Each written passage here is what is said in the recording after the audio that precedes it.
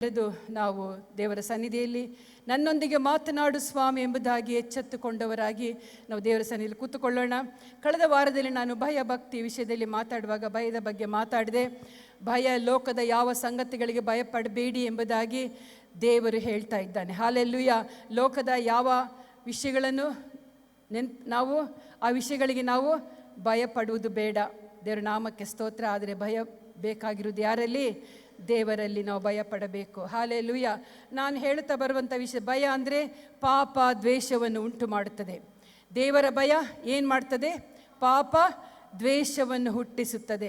ಈ ಪಾಪ ದ್ವೇಷ ಅಂತ ಹೇಳುವಾಗ ಎಲ್ಲ ಕೆಟ್ಟದನ್ನು ನಿರಾಕರಿಸುವಂಥದ್ದು, ದೇವರಿಗೆ ಮೆಚ್ಚುಗೆ ಆಗದಿರುವಂಥ ಕಾರ್ಯಗಳನ್ನು ನಾವು ದೂರ ಮಾಡಿ ನಮ್ಮ ಜೀವಿತವನ್ನು ಪರಿಶುದ್ಧತೆಗೆ ನಾವು ಕಾಪಾಡಿಕೊಳ್ಳಬೇಕೆಂಬುದೇ ದೇವರ ಚಿತ್ತ. ಅದಕ್ಕಾಗಿ ದೇವರು ಹೇಳ್ತಾ ಇದ್ದಾನೆ, ನೀವು ನನ್ನಲ್ಲಿ ಭಯ ಭಕ್ತಿಯಿಂದ ಜೀವಿಸಿರಿ ಎಂಬುದಾಗಿ. ಹಾಲೆಲೂಯ.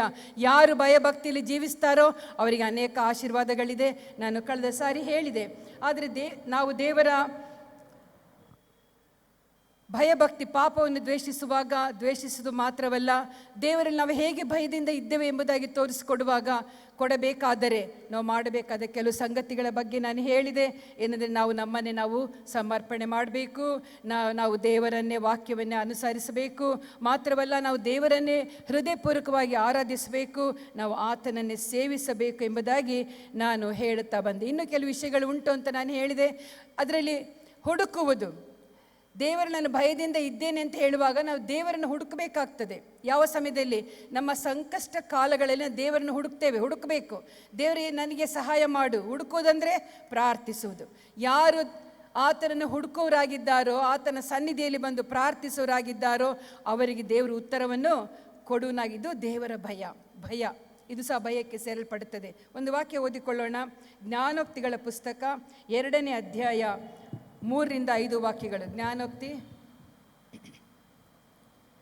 ಬುದ್ಧಿಗಾಗಿ ಮೊರೆಯಿಟ್ಟು ವಿವೇಕಕ್ಕಾಗಿ ಕೂಗಿಕೊಂಡು ಅದನ್ನು ಬೆಳ್ಳಿಯಂತೆಯೂ ನಿಕ್ಷೇಪದಂತೆಯೂ ಹುಡುಕು.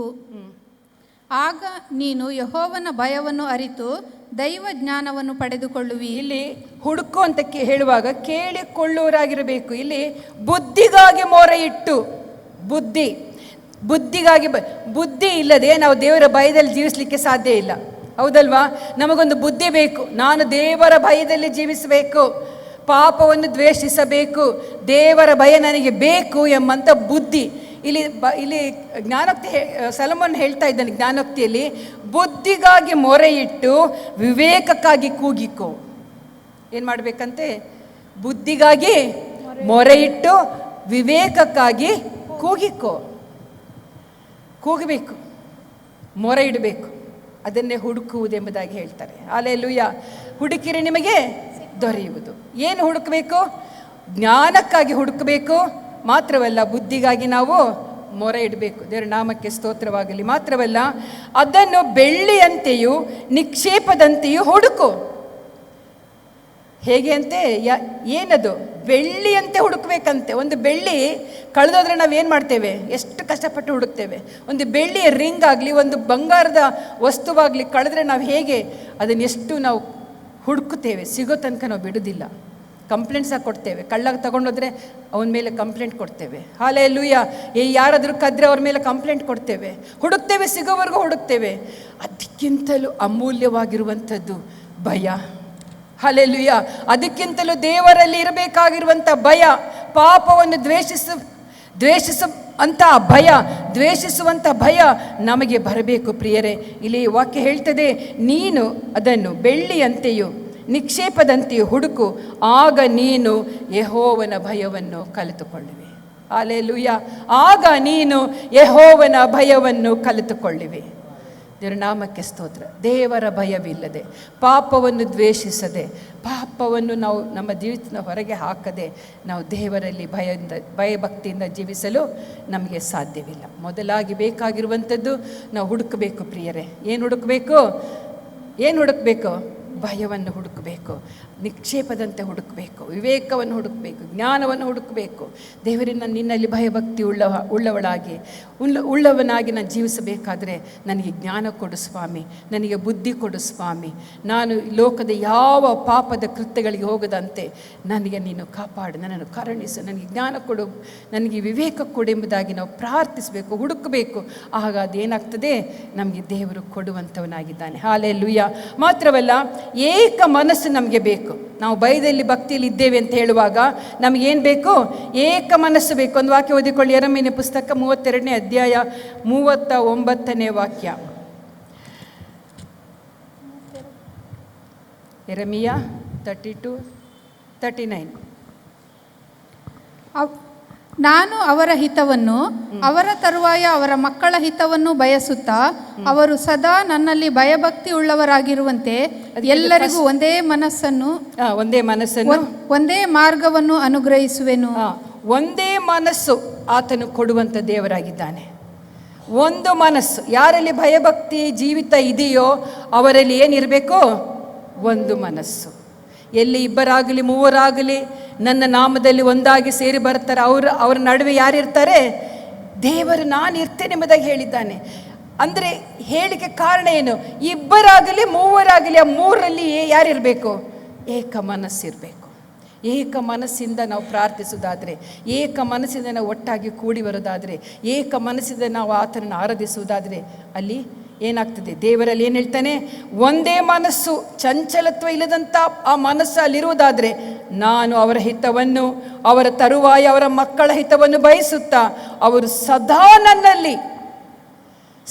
ನನ್ನಲ್ಲಿ ಅರ್ಧ ಗಂಟೆ, 1 ಗಂಟೆ, 1 ವರ್ಷ, 2 ವರ್ಷ ಅಲ್ಲ, ಸದಾ ಕಾಲವು ಈ ಲೋಕವನ್ನು ಬಿಟ್ಟು ಹೋಗುವ ತನಕವು. ಬಹಳ ಸುಂದರವಾದ ಒಂದು ಮಾತಿಲ್ಲಿ ಬರೆಯಲ್ಪಟ್ಟಿದೆ, ಸದಾ ನನ್ನಲ್ಲಿ ಭಯಭಕ್ತಿ ಉಳ್ಳವರಾಗುವಂತೆ ಎಲ್ಲರಿಗೂ ಒಂದೇ ಮನಸ್ಸನ್ನು, ಒಂದೇ ಮಾರ್ಗವನ್ನು ಅನುಗ್ರಹಿಸುವೆನು. ಹಾಲೆಲೂಯಾ. ಇದು ಭಯಭಕ್ತಿ ಉಳ್ಳವರಿಗೆ ಬೇಕಾಗಿರುವಂಥದ್ದು. ಒಂದು ಮನಸ್ಸು. ಒಂದು ಮನಸ್ಸು ಎಲ್ಲಿದೆಯೋ ಅಲ್ಲಿ ಏನಾಗ್ತದೆ? ದೇವರು ಅವರ ಹಿತವನ್ನು ಬಯಸುವನಾಗಿದ್ದಾನೆ, ಅವರ ಹಿತವನ್ನು ಬಯಸುವನಾಗಿದ್ದಾನೆ. ಹಾಲೆಲ್ಲಿ ಇಬ್ಬರೇ ಸಾಕು, ಮೂವರೇ ಸಾಕು. ಎಲ್ಲಿ ಒಂದು ಮನಸ್ಸಾಗಿ ನೀವು ಕೂತುಕೊಂಡು ಪ್ರಾರ್ಥಿಸ್ತೀರೋ, ಆರಾಧಿಸ್ತೀರೋ, ಆತನಿಗೆ ವಿಧೇಯರಾಗಿ ಜೀವಿಸ್ತೀರೋ, ಆತನೇ ದೇವರೆಂಬುದಾಗಿ ನೀವು ನಂಬಿಕೊಂಡು ಕೂತ್ಕೊಂಡು ಪ್ರಾರ್ಥಿಸ್ತೀರೋ, ಅಲ್ಲಿ ಏನಿರುತ್ತೆ? ನಿಮ್ಮ ಹಿತವನ್ನು ದೇವರು ಬಯಸ್ತಾನೆ. ನೀವು ಮರೆಯಬಾರದು. ಏನು ಬಯಸ್ತಾನೆ? ನಿಮ್ಮ ಹಿತವನ್ನು ಆತನು ಬಯಸುವನಾಗಿದ್ದಾನೆ. ನಿಮ್ಮ ಹಿತವನ್ನು, ಅವರ ತರುವಾಯ ಅವರ ಮಕ್ಕಳ ಹಿತವನ್ನು.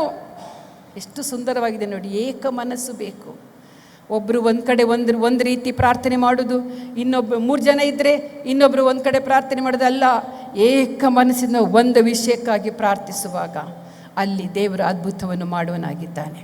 ಇಲ್ಲಿ 100 ಜನ ಬೇಕಂತಿಲ್ಲ, 200 ಜನ ಬೇಕು, 1000 ಜನ ಬೇಕಂತಿಲ್ಲ. 3 ಜನ ಸಾಕು, ಇಬ್ಬರೇ ಸಾಕು. ಹಾಲೆಲೂಯಾ. ಎಲ್ಲಿ ಏಕ ಮನಸ್ಸಿನಿಂದ ಪ್ರಾರ್ಥಿಸ್ತಾರೋ ಅಲ್ಲಿ ನಿಮ್ಮ ಹಿತವನ್ನು ದೇವರು ಬಯಸುವವನು, ನಿಮ್ಮ ಮಕ್ಕಳ ಹಿತವನ್ನು ಕೂಡ ಆತನು ಬಯಸುವಂಥ ದೇವರು ಆತನಾಗಿದ್ದಾನೆ. ಮಾತ್ರವಲ್ಲ, ಯಾವಾಗ ನೀವು ಒಂದು ಮನಸ್ಸಿಂದ ಕೂತುಕೊಂಡು ಪ್ರಾರ್ಥಿಸ್ತೀರೋ ಆಗ ಅಲ್ಲೇನಾಗ್ತದೆ? ಸದಾ ನನ್ನಲ್ಲಿ ಅವರು ಭಯಭಕ್ತಿಯಿಂದ ಇರುವಂತೆ ಎಲ್ಲರಿಗೂ ನಾನು ಏಕ ಮನಸ್ಸನ್ನು, ಒಂದೇ ಮಾರ್ಗವನ್ನು ಅನುಗ್ರಹಿಸುವೆನು. ದೇವರ ನಾಮಕ್ಕೆ ಸ್ತೋತ್ರವಾಗಲಿ. ಹೌದು ಪ್ರಿಯರೇ, ನಾವು ದೇವರ ಸನ್ನಿಧಿಯಲ್ಲಿ ಭಯಭಕ್ತಿಯಿಂದ ಇರಬೇಕಾದ್ರೆ ಇದೆಲ್ಲವನ್ನು ನಾವು ಪಾಲಿಸಬೇಕು. ಒಂದು ಮನಸ್ಸು ಬೇಕು ನಮಗೆ. ಹಲ್ಲೆಲೂಯಾ. ಒಂದು ಮನಸ್ಸು ಬೇಕು. ಒಂದು ಮನಸ್ಸಿಲ್ಲದೆ ನಾವು ದೇವರಿಂದ ಭಯಭಕ್ತಿಯಿಂದ ಜೀವಿಸ್ತೇನೆ ಎಂಬುದಾಗಿ ಹೇಳಲಿಕ್ಕೆ ಸಾಧ್ಯವಿಲ್ಲ. ಮಾತ್ರವಲ್ಲ, ಇಲ್ಲಿ ಸ್ತುತಿ ಸ್ತೋತ್ರಗಳನ್ನು ಕೂಡ ನಾವು ಮಾಡಬೇಕಾಗ್ತದೆ. ಸ್ತುತಿ ಸ್ತೋತ್ರವು ಮಾಡುವಂಥದ್ದು ಕೂಡ ಅದು ದೇವರಲ್ಲಿ ನಾವು ಭಯದಿಂದ ಭಕ್ತಿಯಿಂದ ಇದ್ದೇನೆಂಬುದಾಗಿ ತೋರಿಸಿಕೊಡ್ತದೆ. ಬಾಯಿ ಮುಚ್ಚಿಕೊಂಡು ಕೂತ್ಕೊಂಡ್ರೆ ಇವನೊಬ್ಬ ಭಕ್ತನು, ಇವನೊಬ್ಬ ದೇವರಲ್ಲಿ ಭಯದಿಂದ ಜೀವಿಸುವನೆಂಬುದಾಗಿ ಹೇಳಲಿಕ್ಕೆ ಸಾಧ್ಯ ಇಲ್ಲ. ಒಂದು ವಾಕ್ಯ ಓದಿಕೊಳ್ಳೋಣ. ಎಪೇಸ ಪತ್ರಿಕೆ 5ನೇ ಅಧ್ಯಾಯ 20-21 ವಾಕ್ಯಗಳು. ಎಪೇಸ 5:20-21. ಯಾವಾಗಲೂ ಎಲ್ಲ ಕಾರ್ಯಗಳಿಗೋಸ್ಕರ ನಮ್ಮ ಕರ್ತನಾದ ಯೇಸು ಕ್ರಿಸ್ತನ ಹೆಸರಿನಲ್ಲಿ ತಂದೆಯಾದ ದೇವರಿಗೆ ಸ್ತೋತ್ರ ಮಾಡುತ್ತಾ ಕ್ರಿಸ್ತನಿಗೆ ಭಯಪಡುವವರಾಗಿದ್ದು ಒಬ್ಬರಿಗೊಬ್ಬರು ವಿನಯವುಳ್ಳವರಾಗಿ ನಡೆದುಕೊಳ್ಳಿರಿ. ನೀವು ದೇವರಲ್ಲಿ ಭಯಭಕ್ತಿ ಉಳ್ಳವರಾಗಿದ್ದೀರಿ ಎಂಬುದಾಗಿ ತೋರಿಸಲಿಕ್ಕೆ ಇದೊಂದು ಮುಖ್ಯವಾದ ಒಂದು ಸ್ಟೆಪ್, ಒಂದು ಮೆಟ್ಟಲು. ಏನಂದರೆ ಯಾವಾಗಲೂ ಎಲ್ಲ ಕಾರ್ಯಗಳಿಗೋಸ್ಕರ ನಮ್ಮ ಕರ್ತನಾದ ಯೇಸು ಕ್ರಿಸ್ತನ ಹೆಸರಿನಲ್ಲಿ ತಂದೆಯಾದ ದೇವರಿಗೆ ಸ್ತೋತ್ರ ಮಾಡುತ್ತಾ ಕ್ರಿಸ್ತನಿಗೆ ಭಯಪಡುವವರಾಗಿದ್ದು ಒಬ್ಬರಿಗೊಬ್ಬರು ವಿನಯ ಉಳ್ಳವರಾಗಿ ನಡೆದುಕೊಳ್ಳಿರಿ. ಎಷ್ಟೊಂದು ಚಂದವಾದ ವಾಕ್ಯಗಳಿದೆಲ್ಲ. ನಾವು ದೇವರಲ್ಲಿ ಭಯದಿಂದ ಇದ್ದೇನೆ, ನಾನು ದೇವರಲ್ಲಿ ಭಕ್ತಿಯಿಂದ ಇದ್ದೇನೆ ಎಂಬುದಾಗಿ ತೋರಿಸ್ಲಿಕ್ಕೆ ಇದೊಂದು ಆ್ಯಕ್ಷನ್ ಅಂತ ಹೇಳ್ಬೋದು, ಅಥವಾ ದೇವರು ನಮ್ಮನ್ನು ಮೆಚ್ಚುವಂಥ ಒಂದು ಕಾರ್ಯ ಅಂತಲೂ ಹೇಳ್ಬೋದು. ಹಲ್ಲೆಲೂಯಾ. ಯಾರು ಆಲಯದಲ್ಲಿ 3 ಜನರಾಗಲಿ 2 ಎಲ್ಲಿ ಕೂತ್ಕೊಂಡು ಪ್ರಾರ್ಥಿಸ್ತಾರೋ ಅವರ ಬಾಯಿಗಳಲ್ಲಿ ಏನಿರಬೇಕು? ಸ್ತುತಿ ಸ್ತೋತ್ರಗಳು ಇರಬೇಕು. ಹಲ್ಲೆಲೂಯಾ. ಸ್ತುತಿ ಸ್ತೋತ್ರಗಳು ಇರಬೇಕು. ಅದಿಲ್ಲದಿದ್ದರೆ ಆತನೊಬ್ಬ ಭಯದಿಂದ ಭಕ್ತಿಯಿಂದ ಜೀವಿಸ್ತಾನೆಂಬುದಾಗಿ ಹೇಳಲಿಕ್ಕೆ ಸಾಧ್ಯ ಇಲ್ಲ. ದೇವರ ವಾಕ್ಯ ನಮ್ಮನ್ನು ಎಚ್ಚರಿಸ್ತಾ ಇದೆ. ಬಾಯಿ ಬಿಟ್ಟು ಹೇಳಬೇಕು. ಮುಚ್ಚಿಕೊಂಡು ಬರೀ ಮನಸ್ಸಲ್ಲಿ ನಾನು ಹೇಳ್ತೀನಪ್ಪ, ಏನು ದೇವರ ಹೃದಯ ನೋಡ್ತಾನೆ, ನಮ್ಮ ಬಾಯಿ ನೋಡ್ತಾನಾ? ನಮ್ಮ ಹೃದಯ ನೋಡ್ತಾನಲ್ವಾ? ಹೃದಯದಲ್ಲಿ ಹೇಳ್ತೇವೆ ಸಾಕು. ಇಲ್ಲಿ ಬಹಳ ಸುಂದರವಾಗಿ ಬರೆಯಲ್ಪಟ್ಟಿದೆ ಏನಂದರೆ, ಯೇಸು ಕ್ರಿಸ್ತನ ಹೆಸರಿನಲ್ಲಿ ದೇವರಿಗೆ ಸ್ತೋತ್ರ ಮಾಡೋದಂದ್ರೆ ಏನು? ಹೃದಯದಲ್ಲೆಲ್ಲ ಬಾಯಿ ಬಿಟ್ಟು ಸ್ತುತಿಸುವ ಧ್ವನಿ ಕೇಳಿಸಬೇಕು. ಅದಕ್ಕೆ ಹೇಳ್ತಾ ಇದೆ, ಸ್ತೋತ್ರ ಮಾಡಬೇಕು, ದೇವರಿಗೆ ಸ್ತೋತ್ರ ಮಾಡುತ್ತಾ ಕ್ರಿಸ್ತನಿಗೆ ಭಯಪಡುವವರಾಗಿರಬೇಕು. ಹಾಲೆಲೂಯಾ.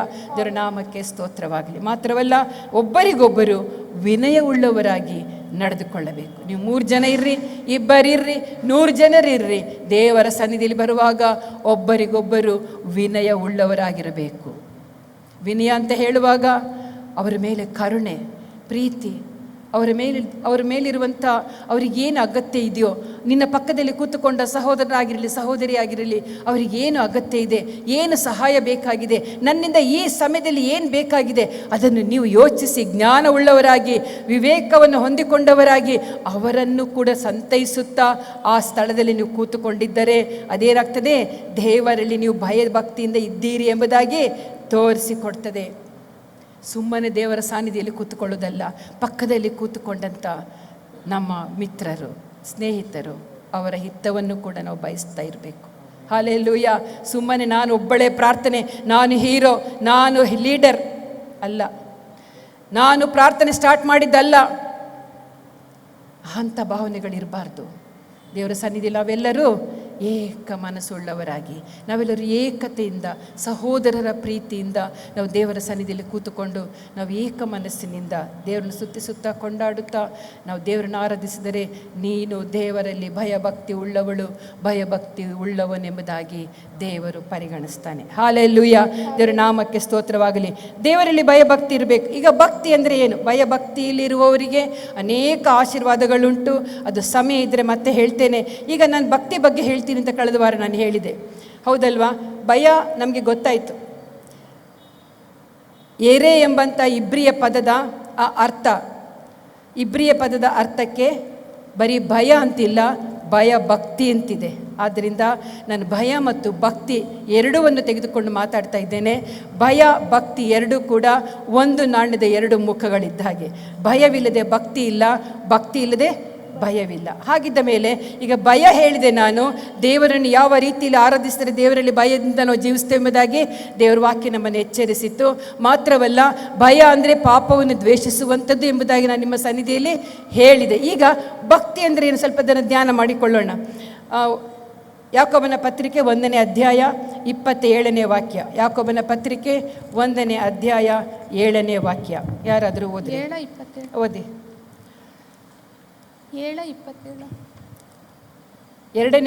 1ನೇ ಅಧ್ಯಾಯ 27ನೇ ವಾಕ್ಯ. 26 ಸದ್ಭಕ್ತನೆನಿಸಿಕೊಳ್ಳುವ ಯಾವನಾದರೂ ತನ್ನ ನಾಲಿಗೆಗೆ ಕಡಿವಾಣವನ್ನು ಹಾಕದೆ ತನ್ನ ಹೃದಯವನ್ನು ಮೋಸಗೊಳಿಸುವವನಾದರೆ ಅವನ ಭಕ್ತಿ ನಿಷ್ಪ್ರಯೋಜನವಾಗಿದೆ. 27 ಮತ್ತೆ ಓದೋಣ. 26ನೇ ವಾಕ್ಯದಲ್ಲಿ ಹೀಗೆ ಬರೆಯಲ್ಪಟ್ಟಿದೆ, ಸದ್ಭಕ್ತನೆನಿಸಿಕೊಳ್ಳುವ. ನಾನೊಬ್ಬ ಭಕ್ತಳು, ಸದ್ಭಕ್ತನು, ನಾನು ನೀತಿವಂತನು, ನಾನು ಯಾವ ದೋಷ ಇಲ್ಲದವನು, ಎಲ್ಲ ಆಜ್ಞೆಗಳನ್ನು ಕೈಕೊಂಡು ನಡೆಯುತ್ತಾ ಇದ್ದೇನೆ, ನಾನು ಒಳ್ಳೆಯವನು ಎಂಬುದಾಗಿ ನಿಮ್ಮ ಮನಸ್ಸು ನಿಮ್ಮನ್ನು ಎಚ್ಚರಗೊಳಿಸುತ್ತಾ ಇದ್ದರೆ, ನಿಮ್ಮನ್ನು ಧೈರ್ಯಪಡಿಸುತ್ತಾ ಇದ್ದರೆ, ಇಲ್ಲಿ ವಾಕ್ಯ ಹೇಳ್ತಾ ಇದೆ, ಸದ್ಭಕ್ತನೆನಿಸಿಕೊಳ್ಳುವ ಯಾವನಾದರೂ ತನ್ನ ನಾಲಿಗೆಗೆ ಕಡಿವಾಣವನ್ನು ಹಾಕದೆ ತನ್ನ ಹೃದಯವನ್ನು ಮೋಸಗೊಳಿಸುವವನಾದರೆ ಅವನ ಭಕ್ತಿ ನಿಷ್ಪ್ರಯೋಜನವಾಗಿದೆ. ದೇವರ ಸಾನ್ನಿಧ್ಯದಲ್ಲಿ ಬರುವಾಗ ಅನ್ಯ ಭಾಷೆಗಳು, ಅನ್ಯರ ಆ ಸಂಸಾರದ ಸಂಗತಿಗಳು, ಅನ್ಯ ಲೋಕದ ವಿಷಯಗಳು, ಅನ್ಯ ಮಾತುಗಳು ನಮ್ಮಲ್ಲಿ ಇರಬಾರ್ದು. ನಾವು ದೇವರ ಸನ್ನಿಧಿಯಲ್ಲಿ ಬರುವಾಗ ನಮ್ಮ ನಾಲಿಗೆಗೆ ಅಂಥ ವಿಷಯಗಳಿಗೆ ಏನಾಗಿರಬೇಕು? ಕಡಿವಾಣ ಹಾಕಿರಬೇಕು. ದೇವರ ಸನ್ನಿಧಿಯಲ್ಲಿ ಕೂತುಕೊಳ್ಳುವಾಗ ದೇವರ ವಾಕ್ಯವನ್ನೇ ಧ್ಯಾನಿಸಬೇಕೇ ವಿನಃ, ದೇವರಿಗೆ ಸಂಬಂಧಪಟ್ಟ ಒಳ್ಳೆಯ ಕಾರ್ಯಗಳನ್ನೇ ನಾವು ಯೋಚಿಸಬೇಕೇ ವಿನಃ ಅನ್ಯ ಚಿಂತೆಗಳನ್ನು ಆ ಸಮಯದಲ್ಲಿ ನಾವು ಬಿಟ್ಟು ಬಿಡಬೇಕು. ದೇವರ ಸನ್ನಿಧಿಯಲ್ಲಿ ನಾವು ದೇವರಲ್ಲಿ ಭಯಭಕ್ತಿಯಿಂದ ಇದ್ದೇವೆ ಎಂಬುದಾಗಿ ನಾವು ತೋರಿಸಿಕೊಡಲಿಕ್ಕೆ ಇದು ಒಂದು ಮುಖ್ಯವಾದ ಒಂದು ಸಂಗತಿಯಾಗಿದೆ. ದೇವರ ನಾಮಕ್ಕೆ ಸ್ತೋತ್ರ. 27ನೇ ವಾಕ್ಯ ಓದಿ. ಸಂಕಟದಲ್ಲಿ ಬಿದ್ದ ದಿಕ್ಕಿಲ್ಲದವರನ್ನು, ವಿಧವೆಯರನ್ನು ಪರಾಮರಿಸಿ ತನಗೆ ಪ್ರಪಂಚದ ದೋಷವು ಹತ್ತದಂತೆ ನೋಡಿಕೊಂಡಿರುವುದೇ ತಂದೆಯಾದ ದೇವರ ಸನ್ನಿಧಾನದಲ್ಲಿ ಶುದ್ಧವೂ ನಿರ್ಮಲವೂ ಆಗಿರುವ ಭಕ್ತಿ. ಸರಿ, ಈಗ ಬಹಳ ಸ್ಪಷ್ಟವಾಗಿ ಇಲ್ಲಿ ಬರ್ತಾ ಇದೆ ಭಕ್ತಿ ಎಂಥದ್ದು. ಇಲ್ಲಿ ಏನಿದೆ ಸ್ಪಷ್ಟವಾಗಿ ಹೇಳ್ತಾ ಇದೆ. ಭಕ್ತಿ ಅಂದರೆ ಏನು? ಇನ್ನೊಂದ್ಸಲ ನಾನು ಓದ್ತೇನೆ, ಗಮನ ಕೊಟ್ಟು ಕೇಳಿ. 27ನೇ ವಾಕ್ಯ. ಸಂಕಟದಲ್ಲಿ ಬಿದ್ದ ದಿಕ್ಕಿಲ್ಲದವರನ್ನು, ವಿಧವೆಯರನ್ನು ಪರಾಮರಿಸಿ ತನಗೆ ಪ್ರಪಂಚದ ದೋಷವು ಹತ್ತದಂತೆ ನೋಡಿಕೊಂಡಿರುವುದೇ ತಂದೆಯಾದ ದೇವರ ಸನ್ನಿಧಾನದಲ್ಲಿ ಶುದ್ಧವೂ ನಿರ್ಮಲವೂ ಆಗಿರುವ ಭಕ್ತಿ. ಭಕ್ತಿ ಅಂದರೆ ತಲೆ ಮೇಲೆ ಮೂಟೆ ಹೊತ್ಕೊಂಡು ಹೋಗೋದಲ್ಲ. ಭಕ್ತಿ ಅಂದರೆ ಚಪ್ಪಲ್ಲದೆ ನಡೆಯುವುದಲ್ಲ. ಭಕ್ತಿ ಅಂದರೆ ದೇಹ ದಂಡಿಸ್ಕೊಳ್ಳೋದಲ್ಲ. ಭಕ್ತಿ ಅಂದರೆ ಏನು? ಇಲ್ಲಿ ಬಹಳ ಸುಂದರವಾಗಿ ಹೇಳ್ತಾ ಇದೆ. ಸಂಕಟದಲ್ಲಿ ಬಿದ್ದಿರುವ ದಿಕ್ಕಿಲ್ಲದವರನ್ನು, ಸಂಕಟದಲ್ಲಿ ಬಿದ್ದಿರುವ ದಿಕ್ಕಿಲ್ಲದವರನ್ನು, ವಿಧವೆಯರನ್ನು ಪರಾಮರಿಸಬೇಕು. ಗೊತ್ತಾಯ್ತಲ್ಲ ಏನು ಮಾಡಬೇಕು? ಭಕ್ತಿ ಅಂದರೆ ಏನು? ನೀನೊಬ್ಬ ಭಕ್ತಿಯಲ್ಲಿದ್ದಿ, ದೇವರ ಭಯದಲ್ಲಿ ಭಕ್ತಿಯಲ್ಲಿದ್ದಿ ಅಂತ ತೋರಿಸ್ಕೊಡೋದಾದರೆ, ಒಬ್ಬ ಸಂಕಷ್ಟದಲ್ಲಿ ಒಬ್ಬ ಬಿದ್ದಿದ್ದಾನೆ, ಒಬ್ಬ ಸಹಾಯಕ್ಕಾಗಿ ನಿನ್ನ ಮನೆ ಬಾಗಿಲಿಗೆ ಬಂದಿದ್ದಾನೆ, ನಿನಗೆ ನಿಜವಾದ ಅವನಿಗೆ ಸಹಾಯ ನಿನ್ನಿಂದ ಬೇಕು ಅಂತ ನಿಮಗೆ ಅನಿಸಿದರೆ, ದೇವರ ಆತ್ಮನ ನಿಮಗೆ ಅದನ್ನು ಪ್ರೇರೇಪಿಸಿದರೆ ಅವನಿಗೆ ಸಹಾಯ ಮಾಡಲು ಹಿಂದೆಗೆಯುವುದು ಬೇಡ. ಭಕ್ತನು ಮಾಡುವಂಥ ಕೆಲಸ, ಭಕ್ತನು ಮಾಡುವಂಥ ಕೆಲಸ. ಹಾಲೆಲೂಯ. ಏನಂದರೆ ದಿಕ್ಕಿಲ್ಲದವರನ್ನು, ವಿಧವೆಯರನ್ನು ಪರಾಮರಿಸಿ ತನಗೆ ಪ್ರಪಂಚದ ದೋಷವು ಹತ್ತದಂತೆ ನೋಡಿಕೊಂಡಿರಬೇಕು. ಪ್ರಪಂಚದ ದೋಷ ಅಂದರೆ ಒಬ್ಬನನ್ನು ನಿರಾಕರಿಸಿದರೆ, ಒಬ್ಬನನ್ನು ದ್ವೇಷಿಸಿದರೆ ನಾವೇನು ಮಾಡ್ದಂಗೆ ಆಗ್ತದೆ? ದೇವರ ಆಜ್ಞೆಗಳನ್ನು ನಾವು ತಿರಸ್ಕರಿಸಿದಂತ ಆಗ್ತದೆ. ಆಗ ನಾವೇನಾಗ್ತೇವೆ? ನಾವು ಹಣ ಇದ್ದರೂ ಕೂಡ, ಸಹಾಯ ಮಾಡಲಿಕ್ಕೆ ನಮಗೆ ಶಕ್ತಿ ಇದ್ದರೂ ಕೂಡ ಮಾಡದೆ ಹೋದರೆ ನಾವೇನಾಗಿರ್ತೇವೆ? ಪ್ರಪಂಚದ ದೋಷಕ್ಕೆ ಅಂಟಿಕೊಂಡವರಾಗಿರ್ತೇವೆ. ಪ್ರಪಂಚದ ದೋಷಕ್ಕೆ ಅಂಟಿಕೊಂಡವರಾಗಿರ್ತೇವೆ. ದೇವರ ಆಜ್ಞೆಗಳನ್ನು ತಿರಸ್ಕರಿಸಿರ್ತೇವೆ. ನಾವು ನೋಡ್ತೇವೆ ಕ್ಯಾಥಲಿಕ್ ಸಂಸ್ಥೆಯಲ್ಲಿ ಎಷ್ಟೋ ಸಂಸ್ಥೆಗಳು, ಅನೇಕ ಕ್ರೈಸ್ತ ಸಂಸ್ಥೆಗಳು ಈ ರೀತಿಯ ಸಂಸ್ಥೆಗಳನ್ನು ಓಪನ್ ಮಾಡಿರ್ತಾರೆ. ಕುಷ್ಠರೋಗಿಗಳನ್ನು ನೋಡುವಂಥದ್ದು, ರೋಗಿಗಳು ಆರೈಕೆ ಮಾಡುವಂಥದ್ದು, ದಿಕ್ಕಿಲ್ಲರು ನೋಡುವಂಥದ್ದು, ರೋಗಿಗಳ ಆರೈಕೆ ಮಾಡುವಂಥದ್ದು, ಅನೇಕ ವಿಧವಾದಂಥ ಸೇವೆಗಳನ್ನು ಮಾಡ್ತಾ ಇದ್ದಾರೆ. ಯಾಕೆ? ಇದು ವಾಕ್ಯದ ಪ್ರಕಾರವಾಗಿ ಒಬ್ಬ ಭಕ್ತನು ಮಾಡುವಂಥ ಕೆಲಸ ಅದಾಗಿರೋದ್ರಿಂದ ಅವರು ದೇವರಲ್ಲಿ ತನ್ನ ಭಕ್ತಿಯನ್ನು ತೋರಿಸುತ್ತಾ ಸಂಸ್ಥೆಗಳನ್ನು ಓಪನ್ ಮಾಡಿದ್ದಾರೆ. ಹಾಲೆಲೂಯ. ದೇವರ ನಾಮಕ್ಕೆ ಸ್ತೋತ್ರವಾಗಲಿ. ಇಲ್ಲಿ ಪ್ರಪಂಚದ ದೋಷವು ಹತ್ತದಂತೆ ನೋಡಿಕೊಂಡಿರುವುದೇ ತಂದೆಯಾದ ದೇವರ ಸನ್ನಿಧಾನದಲ್ಲಿ ಶುದ್ಧವೂ ನಿರ್ಮಲವೂ ಆಗಿರುವ ಭಕ್ತಿ. ಈಸಿ. ಭಕ್ತಿ ತೋರಿಸೋದು ಹೇಗೆ? ಕ್ರಿಯೆಯಲ್ಲಿ ತೋರಿಸಬೇಕು. ಒಬ್ಬ ದಿಕ್ಕಿಲ್ಲದವನನ್ನು, ವಿಧವೆಯನ್ನು ಪರಾಮರಿಸಬೇಕು. ಹಾಲೆಲೂಯ. ಪ್ರಪಂಚದ ದೋಷ ನಮಗೆ ಅಂಟಿಕೊಳ್ಳದ ಹಾಗೆ ನಾವು ಭಕ್ತಿಯಲ್ಲಿ ಜೀವಿಸಿ ಬರುವವರಿಗೆ, ಕಷ್ಟದಲ್ಲಿ ಬರುವವರಿಗೆ ಸಹಾಯ ಮಾಡುತ್ತಾ, ದಿಕ್ಕಿಲ್ಲದವರಿಗೆ ಸಹಾಯ ಮಾಡುತ್ತಾ ನಾವು ಬಂದರೆ ದೇವರಿದನ್ನು ಏನು ಪರಿಗಣಿಸ್ತಾನೆ? ಅದೆಂಥ ಭಕ್ತಿ? ಅದು ನಿರ್ಮಲವೂ ಶುದ್ಧವೂ ಆಗಿರುವಂಥ ಭಕ್ತಿ. ದೇವರ ನಾಮಕ್ಕೆ ಸ್ತೋತ್ರ. ಭಕ್ತಿ ಈಸಿ ಮಾಡಬೇಕು, ಆದರೆ ಭಯ ಸ್ವಲ್ಪ ಕಷ್ಟ. ಭಕ್ತಿ ಎಲ್ಲರೂ ಮಾಡ್ತಾರೆ ಅಲ್ವಾ? ಭಕ್ತಿ ಎಲ್ಲರೂ ಮಾಡ್ತಾರೆ. ಇಷ್ಟೇನಾ? ನನಗೇನು ಸಹಾಯ ಮಾಡಲಿಕ್ಕೆ ನನಗೇನು ಕಷ್ಟ ಇಲ್ಲಪ್ಪ. ಸೀರೆ ಬೇಕಾ? ದಾನ ಮಾಡಿಬಿಡ್ತೇನೆ. ಊಟ ಬೇಕಾ? ಮಾಡಿ ಕೊಡ್ತೇನೆ. ಅದೇನು ದೊಡ್ಡ ಸಂಗತಿ ಇಲ್ಲ. ಆದರೆ ದೇವರ ಭಯ ನಮಗೆ ಬಹಳ ಅಗತ್ಯ. ದೇವರ ಭಯ, ಭಕ್ತಿಗಿಂತಲೂ ಭಯ ಅಗತ್ಯ. ಪಾಪವನ್ನು ದ್ವೇಷಿಸುವುದು ಬಹಳ ಪ್ರಾಮುಖ್ಯ. ಯಾವಾಗ ನಾವು ಪಾಪವನ್ನು ದ್ವೇಷಿಸ್ತೇವೋ ಆಗ ಆಟೋಮೆಟಿಕ್ ಆಗಿ ಈ ಭಯದ ಸಂಗತಿ, ಭಕ್ತಿಯ ಸಂಗತಿ ನಮಗೆ ಬಂದೇ ಬರ್ತದೆ. ಆದ್ದರಿಂದ ನಾನು ಹೇಳಿದೆ, ಒಂದು ನಾಣ್ಯದ ಎರಡು ಮುಖ ಇದ್ದ ಹಾಗೆ. ಭಕ್ತಿ ಇಲ್ಲದೆ ಭಯವಿಲ್ಲ, ಭಯವಿಲ್ಲದೆ ಭಕ್ತಿ ಇಲ್ಲ. ಒಬ್ಬ ಮನುಷ್ಯನು ದೇವರ ಸನ್ನಿಧಿಯಲ್ಲಿ ಭಯದಿಂದ ಇದ್ದಾನೆ ಅಂತ ಹೇಳುವಾಗ ಅವನು ಕ್ರಿಯಾ ರೂಪದಲ್ಲಿ ಈ ಭಕ್ತಿಯ ಮಾರ್ಗವನ್ನು ಕೂಡ ಆತನು ಮಾಡುವಂಥವನಾಗಿದ್ದಾನೆ. ದೇವರ ನಾಮಕ್ಕೆ ಸ್ತೋತ್ರವಾಗಲಿ. ಇನ್ನೊಂದು ವಾಕ್ಯ ಓದಿಕೊಳ್ಳೋಣ. ಧರ್ಮೋಪದೇಶ ಕಾಂಡ 10ನೇ ಅಧ್ಯಾಯ 12ನೇ ವಾಕ್ಯ. ಇಷ್ಟೇ ಮಾತ್ರ ಅಲ್ಲ, ಬರೀ ಆ ವಿಧವೆಯರನ್ನು ಸಂತೈಸೋದು, ರೋಗಿಗಳ ಆರೈಕೆ ಮಾಡೋದು, ಕಷ್ಟದಲ್ಲಿ ಬರೋರಿಗೆ ನಾವು ಸಹಾಯ ಮಾಡೋದು ಮಾತ್ರವಲ್ಲ. ಇಲ್ಲಿ ಇನ್ನೊಂದು ವಾಕ್ಯ ಬರೆಯಲ್ಪಟ್ಟಿದೆ, ನಾವು ಹೇಗೆ ಓದಿ. ಆದುದರಿಂದ ಇಸ್ರಾಯೇಲ್ಯರೇ, ನೀವು ನಿಮ್ಮ ದೇವರಾದ ಯೆಹೋವನಲ್ಲಿ ಭಯಭಕ್ತಿ ಉಳ್ಳವರಾಗಿ ಎಲ್ಲ ವಿಷಯಗಳಲ್ಲಿಯೂ ಆತನು ಹೇಳುವ ಮಾರ್ಗದಲ್ಲೇ ನಡೆಯುತ್ತಾ, ಆತನನ್ನು ಪ್ರೀತಿಸುತ್ತಾ, ಸಂಪೂರ್ಣವಾದ ಹೃದಯದಿಂದಲೂ ಮನಸ್ಸಿನಿಂದಲೂ ಸೇವೆ ಮಾಡುತ್ತಾ, ನಾನು ನಿಮ್ಮ ಮೇಲಿಗಾಗಿ ಈಗ ಬೋಧಿಸುವ ಆತನ ಆಜ್ಞಾ ವಿಧಿಗಳನ್ನು ಅನುಸರಿಸುತ್ತಾ ಇರುವುದನ್ನೇ ಹೊರತು ನಿಮ್ಮ ದೇವರಾದ ಯೆಹೋವನು ನಿಮ್ಮಿಂದ ಬೇರೇನು ಕೇಳಿಕೊಳ್ಳುತ್ತಾನೆ. ಒಬ್ಬ ಭಕ್ತನಲ್ಲಿ ದೇವರು ಬೇರೇನು ಕೇಳುವುದಿಲ್ಲ. ಏನು ಕೇಳಲ್ಲ ಅಂತ ದೇವರ ವಾಕ್ಯ ಹೇಳ್ತಾ ಇದೆ. ಇದನ್ನೇ ಕೇಳ್ತಾನೆ, ಅದು ಮುಖ್ಯವಾಗಿರುವಂಥದ್ದು ಪಾಯಿಂಟ್. ಇದು ಬಿಟ್ಟರೆ ಬೇರೆ ಏನು ಆತನು ಕೇಳುವನಲ್ಲ. ಬಹಳ ಸುಂದರವಾಗಿದೆ ವಚನ ಅಲ್ಲಿ. ಯೆಹೋವನು ನಿಮ್ಮಿಂದ ಬೇರೇನು ಕೇಳಿಕೊಳ್ಳುತ್ತಾನೆ? ಬೇರೆ ಏನು ಕೇಳಲ್ಲ, ಇದನ್ನು ಕೇಳ್ತಾನೆ. ಓದೋಣ, ಇನ್ನೊಂದ್ಸಲ ಓದ್ತೇನೆ ನಾನು. ನೀವು ನಿಮ್ಮ ದೇವರಾದ ಯೆಹೋವನಲ್ಲಿ ಭಯಭಕ್ತಿ ಉಳ್ಳವರಾಗಿದ್ದು ಎಲ್ಲ ವಿಷಯಗಳಲ್ಲಿಯೂ ಆತನು ಹೇಳುವ ಮಾರ್ಗದಲ್ಲಿ ನಡೆಯುತ್ತಾ, ಆತನ ಆಜ್ಞಾವಿಧಿಗಳನ್ನು ಕೈಕೊಂಡು ನಡೆಯುತ್ತಾ, ಆತನನ್ನು ಪ್ರೀತಿಸುತ್ತಾ, ಸಂಪೂರ್ಣವಾದ ಹೃದಯದಿಂದಲೂ ಮನಸ್ಸಿನಿಂದಲೂ ಸೇವೆ ಮಾಡಿರಿ. ಏನು ಸೇವೆ ನಿಮ್ಮ ದೃಷ್ಟಿಯಲ್ಲಿ ಮಾಡಬೇಕೆಂಬುದಾಗಿ ನಿಮಗೆ ಅನಿಸ್ತದೋ ಅದನ್ನು ಹೇಗೆ ಮಾಡಬೇಕು? ಸಂಪೂರ್ಣವಾದ ಮನಸ್ಸಿನಿಂದ, ಹೃದಯದಿಂದ ಸೇವೆ ಮಾಡುತ್ತಾ, ನಾನು ನಿಮ್ಮ ಮೇಲಿಗಾಗಿ ಈಗ ಬೋಧಿಸುವ ಎಲ್ಲ ಆಜ್ಞಾ ವಿಧಿಗಳನ್ನು ಅನುಸರಿಸುತ್ತಾ ಇರುವುದನ್ನೇ ಹೊರತು ನಾನು ಬೇರೇನು ನಿಮ್ಮಿಂದ ಕೇಳುವುದಿಲ್ಲ. ಹಲ್ಲೆಲೂಯಾ, ದೇವರ ನಾಮಕ್ಕೆ ಸ್ತೋತ್ರ.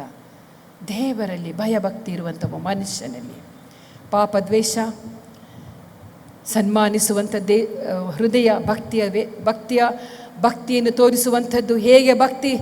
ಒಬ್ಬ ಒಳ್ಳೆ ಮನುಷ್ಯ, ಎಂಥ ಒಳ್ಳೆ ಮನುಷ್ಯನಪ್ಪ ಇವನು, ಅದೇ ಭಕ್ತಿಯ ರೂಪ. ಯಾರ ಬಾಯಿಂದಾದರೂ ಎಷ್ಟು ಒಳ್ಳೆ ಮನುಷ್ಯನಪ್ಪ ಅಂತ ಆ ಮಾತು ಹೇಳಿಸಿಕೊಳ್ಳುವುದೇ ಏನಾಗಿದೆ? ಭಕ್ತಿಯ ರೂಪ, ಭಕ್ತಿಯ ವೇಷ, ಭಕ್ತಿಯ ರೂಪ. ಹಲ್ಲೆಲೂಯಾ. ಇದನ್ನು ದೇವರು ಅದನ್ನು ಅಪೇಕ್ಷೆ ಪಡುವನಾಗಿದ್ದಾನೆ. ದೇವರ ನಾಮಕ್ಕೆ ಸ್ತೋತ್ರವಾಗಲಿ. ಪ್ರಸಂಗಿಗಳ ಪುಸ್ತಕ ಲಾಸ್ಟ್ ಅಧ್ಯಾಯ 12ನೇ ಅಧ್ಯಾಯದಲ್ಲಿ ಅವನು ಎಲ್ಲವನ್ನು ಬರೆಯುತ್ತಾ ಆತನು ಹೇಳ್ತಾನೆ, ಎಲ್ಲ ವ್ಯರ್ಥ, ಸಮಸ್ತವು ವ್ಯರ್ಥ, ಎಲ್ಲವನ್ನು ವ್ಯರ್ಥ ಅಂತ ಹೇಳುತ್ತಾ ಬಂದು ಲಾಸ್ಟಲ್ಲಿ ಒಂದು ಮಾತು ಹೇಳ್ತಾನೆ. 13ನೇ ವಾಕ್ಯ. 14 ವಿಷಯವು ತೀರಿತು, ಎಲ್ಲವೂ ಕೇಳಿ ಮುಗಿಯಿತು. ವಿಷಯವು ತೀರಿತು. ಪ್ರಸಂಗಿ ಪುಸ್ತಕ 1ರಿಂದ 12 ಅಧ್ಯಾಯಗಳಲ್ಲಿ ಅವನು ಹೇಳ್ತಾ ಇದ್ದಾನೆ, ಎಲ್ಲದಕ್ಕೂ ಒಂದೊಂದು ಸಮಯವಿದೆ. ಅದು ಸಾಯುವ ಸಮಯ,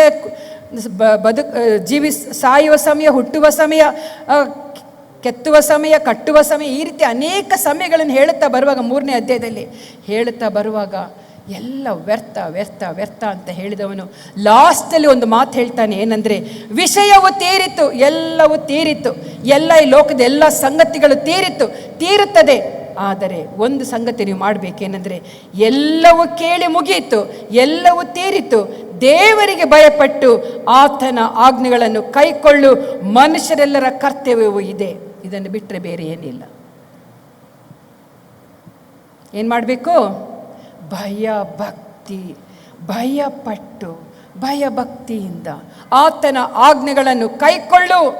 ಯಾರು ಇವತ್ತು ದೇವರ ಆಜ್ಞೆಗಳನ್ನು ಮೀರಿ ನಡೀತಾ ಇದ್ದಾರೋ ಖಂಡಿತವಾಗಿಯೂ 100% ಅವರಿಗೆ ಪರಲೋಕವಿಲ್ಲ. ವಾಕ್ಯವನ್ನು ತಮ್ಮ ಆಲೋಚನೆ ತಕ್ಕ ಹಾಗೆ, ತಮ್ಮ ಅನುಕೂಲಕ್ಕೆ ತಕ್ಕ ಹಾಗೆ ಬೋಧಿಸುತ್ತಾ ವಾಕ್ಯವನ್ನು ತಿರುಚುತ್ತಾ ತಮ್ಮ ಸಭೆಗಳನ್ನು ಕಟ್ಟಿಕೊಂಡಿದ್ದಾರೋ ಅವರು ನರಕಕ್ಕೆ ಹೋಗುವುದು ಮಾತ್ರವಲ್ಲ, ಆ ಸಭೆಯಲ್ಲಿರುವಂಥ ವಿಶ್ವಾಸಿಗಳಂತ ಹೇಳುವಂಥ ದೇವ ಜನರನ್ನು ಅವರು ನರಕಕ್ಕೆ ಕರೆದುಕೊಂಡು ಹೋಗೋರಾಗಿದ್ದಾರೆ. ಇಲ್ಲಿ ಜ್ಞಾನಿಯಾದ ಸಲ್ಮೋನ್ ಹೇಳ್ತಾ ಇದ್ದಾನೆ, ವಿಷಯವು ತೀರಿತು, ಎಲ್ಲವೂ ಕೇಳಿ ಮುಗಿಯಿತು, ದೇವರಿಗೆ ಭಯಪಟ್ಟು ಆತನ ಆಜ್ಞೆಗಳನ್ನು ಕೈಕೊಳ್ಳಿ. ಏನು ಆಜ್ಞೆ ಇದೆ? ವಾಕ್ಯ ಏನು ಹೇಳ್ತದೆ? ಯೇಸು ನಮಗೆ ಮಾದರಿಯಾಗಿ ಏನೇನು ತೋರಿಸ್ಕೊಟ್ಟು ಹೋಗಿದ್ದಾನೆ.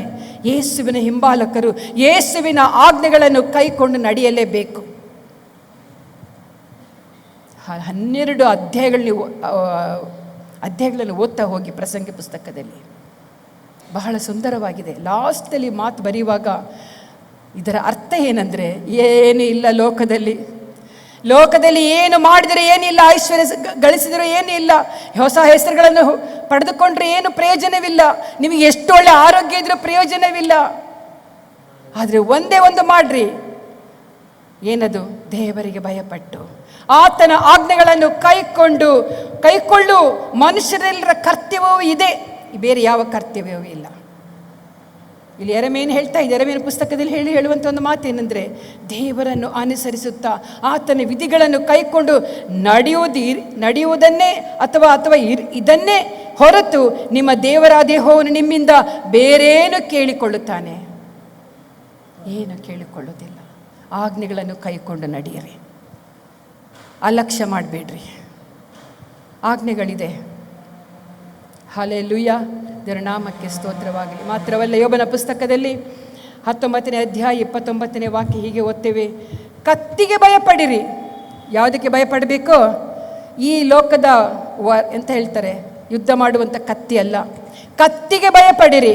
ಕತ್ತಿಯ ದಂಡನೆಗಳು ತೀಕ್ಷ್ಣವಾಗಿದೆ, ಇದರಿಂದ ನ್ಯಾಯ ನಿರ್ಣಯ ಉಂಟೆಂದು ತಿಳಿದುಕೊಳ್ಳಿರಿ. ಕತ್ತಿ ದೇವರ ವಾಕ್ಯಕ್ಕೆ ಹೋಲಿಸುವಂಥದ್ದು. ಕತ್ತಿ ಅಂದರೆ ಏನು? ದೇವರ ವಾಕ್ಯಕ್ಕೆ ಭಯಪಡಿರಿ. ಮನುಷ್ಯರಿಗೆ ಭಯಪಡಬೇಡ್ರಿ, ಮನುಷ್ಯರ ಬೋಧನೆಗೆ ಭಯಪಡಬೇಡ್ರಿ, ಮನುಷ್ಯರನ್ನು ಹಿಂಬಾಲಿಸಬೇಡ್ರಿ. ಮನುಷ್ಯನೇ, ಬಿಷಪ್ ಆಗಿರ್ಬೋದು, ಯಾರೇ ಆಗಿರ್ಬೋದು, ಒಬ್ಬ ಪಾಸ್ಟರ್ ಆಗಿರ್ಬೋದು, ಒಬ್ಬ ಸೇವಕನಾಗಿರ್ಬೋದು, ಇವಾಂಜಲಿಸ್ಟ್ ಆಗಿರ್ಬೋದು, ಯಾರೇ ಆಗಿರ್ಬೋದು, ಅವರ ಮಾತಿಗಲ್ಲ, ದೇವರ ವಾಕ್ಯವನ್ನು ಪರಿಶೋಧಿಸಿ ವಾಕ್ಯವೆಂಬ ಕತ್ತಿಗೆ ಭಯಪಡಿರಿ. ಹಲ್ಲೆಲೂಯಾ, ದೇವರ ನಾಮಕ್ಕೆ ಈ ಸಭೆಯ ಎಲ್ಲ ಆಜ್ಞೆಗಳನ್ನು ಮಾತ್ರ ಕೈಕೊಂಡು ನಡಿರಿ ಅಂತ ಹೇಳ್ತಾ ಇಲ್ಲ ನಾನು. ಬೇರೆ ಸಭೆಯ ಆಜ್ಞೆಗಳನ್ನು ಕೈಕೊಂಡು ನಡಿರಿ ಎಂಬುದಾಗಿ ಹೇಳ್ತಾ ಇಲ್ಲ. ದೇವರ ವಾಕ್ಯವೆಂಬ ಕತ್ತಿಗೆ ಭಯಪಡಿರಿ. ಎಲ್ಲಿ ಸತ್ಯ ಬೋಧಿಸ್ತಾರೆ, ಎಲ್ಲಿ ವಾಕ್ಯ ಇದ್ದಕ್ಕಿದ್ದ ಹಾಗೆ ಹೇಳ್ತಾರೆ, ಆ ವಾಕ್ಯಕ್ಕೆ ಮಾತ್ರ ಭಯಪಡಿರಿ. ಯಾಕಂದ್ರೆ ಏನಾಗಿದೆ? ಕತ್ತಿಯ ದಂಡನೆಗಳು ತೀಕ್ಷ್ಣವಾಗಿದೆ. ನೆನ್ಪಿಟ್ಕೊಳ್ಳಿ, ಕತ್ತಿಯ ದಂಡನೆಗಳು ವಾಕ್ಯವನ್ನು ನಿರ್ಲಕ್ಷ್ಯ ಮಾಡುವಂಥವರಿಗೆ ಕತ್ತಿಯಿಂದ ದಂಡನೆ ಉಂಟಾಗ್ತದೆ. ವಾಕ್ಯದಿಂದಲೇ ನಿಮ್ಮನ್ನು ದಂಡಿಸುವಂಥ ಕಾಲ ಬರುತ್ತದೆ. ಹಲ್ಲೆಲೂಯಾ, ಅದು ನ್ಯಾಯ ವಿಚಾರಣೆ ದಿವಸವಾಗಿದೆ. ಇಲ್ಲಿ ಓದ್ತೇವೆ, ಕತ್ತಿಯ ದಂಡನೆಗಳು ತೀಕ್ಷ್ಣವಾಗಿದೆ, ಇದರಿಂದ ನ್ಯಾಯ ನಿರ್ಣಯ ಉಂಟೆಂದು ತಿಳಿದುಕೊಳ್ಳ್ರಿ. ಇದರಿಂದ ಅಂದರೆ ವಾಕ್ಯದಿಂದ ಏನಿದೆ? ನ್ಯಾಯ ನಿರ್ಣಯ ಉಂಟು. ನೀವು ಸಂಪ್ರದಾಯಗಳನ್ನು ನೋಡಿ, ಆಚಾರ ಪದ್ಧತಿಗಳನ್ನು ನೋಡಿ, ನಮ್ಮ ಕುಟುಂಬಸ್ಥರು ಏನು ಹೇಳ್ತಾರೆ, ನಮ್ಮ ಸಂಬಂಧಿಕರು ಏನು ಹೇಳ್ತಾರೆ, ಇದನ್ನು ದೀಕ್ಷಾಸ್ನಾನ ತೆಗೆದುಕೊಳ್ಳುವ ವಿಷಯದಲ್ಲಿ ಅನೇಕರಿಗೆ ಗೊಂದಲಗಳಿದೆ. ನಾನು ನೋಡಿದ ರೀತಿಯಲ್ಲಿ ಗೊಂದಲಗಳಿದೆ. ಈ ಗೊಂದಲಕ್ಕೆ ವಾಕ್ಯ ಏನು ಹೇಳ್ತದೆ, ನಿಮ್ಮನ್ನು ನೀವು ಪರೀಕ್ಷೆ ಮಾಡಿಕೊಳ್ಳ್ರಿ. ಹಲ್ಲೆಲೂಯಾ, ಈ ವಾಕ್ಯ ಎಂಬುದು ಅದೇನಾಗಿದೆ? ಅದು ಕತ್ತಿಯಾಗಿದೆ ಪ್ರಿಯರೇ. ವಾಕ್ಯಕ್ಕೆ ಭಯಪಡಿರಿ. ಒಂದು ವೇಳೆ ನೀವು ತೆಗೆದುಕೊಳ್ಳದೇ ಇದ್ದರೆ ಈ ವಾಕ್ಯದ ನಿಮಿತ್ತವೇ ನಿಮಗೆ ನ್ಯಾಯ ನಿರ್ಣಯ ಉಂಟು, ಒಂದು ದಿನ ಉಂಟು. ದೇವರ ನಾಮಕ್ಕೆ ಸ್ತೋತ್ರವಾಗಲಿ. ಮಾತ್ರವಲ್ಲ, ಇಲ್ಲಿ ಹೋಶೇಯನ ಪುಸ್ತಕ 6ನೇ ಅಧ್ಯಾಯ 6ನೇ ವಾಕ್ಯದಲ್ಲಿ ಹೀಗೆ ಓದ್ತೇವೆ, ಆತನು ಏನು ಅಪೇಕ್ಷೆ ಪಡ್ತಾನಂದರೆ, ಆತನ ಅಪೇಕ್ಷೆ ಪಡುವಂಥದ್ದು, ನನಗೆ ಯಜ್ಞವು ಬೇಡ, ಕರುಣೆಯೇ ಬೇಕು, ಹೋಮಗಳಿಗಿಂತ ದೇವ ಜ್ಞಾನವೇ ಇಷ್ಟ ಎಂಬುದಾಗಿ ಆತನು ಹೇಳ್ತಾನೆ. ದೇವ ಜ್ಞಾನ ಹೊಂದಿಕೊಳ್ಳಿರಿ. ಯಾವ ಹೋಮಗಳು, ಯಾವ ಆಚಾರ ಪದ್ಧತಿಗಳು ಆತನಿಗೆ ಇಷ್ಟವಿಲ್ಲ. ನನಗೆ ಯಜ್ಞವೂ ಬೇಡ, ಕರುಣೆಯೇ ಬೇಕು. ದೇವರಲ್ಲಿರುವಂಥ ಕರುಣೆ ಏನು, ಏನೆಲ್ಲ ನಮಗೋಸ್ಕರ ಪರಲೋಕ ರಾಜ್ಯಕ್ಕೋಸ್ಕರ ಆತನು ಕರುಣಿಸಿ ನಮಗೆ ಏನೇನು ಕೊಟ್ಟಿದ್ದಾನೋ ಅದನ್ನು ಹಿಂಬಾಲಿಸಿರಿ. ಹಲ್ಲೆಲೂಯಾ. ಆತನು ಹೇಳ್ತಾ ಇಲ್ಲಿ ಹೇಳುವಂಥ ವಾಕ್ಯ, ಹೋಮಗಳಿಗಿಂತ ದೇವ ಜ್ಞಾನವೇ ಇಷ್ಟ. ದೇವರ ಜ್ಞಾನ ಹೊಂದಿಕೊಳ್ಳ್ರಿ ಪ್ರಿಯರೇ. ದೇವರ ನಾಮಕ್ಕೆ ಸ್ತೋತ್ರವಾಗಲಿ.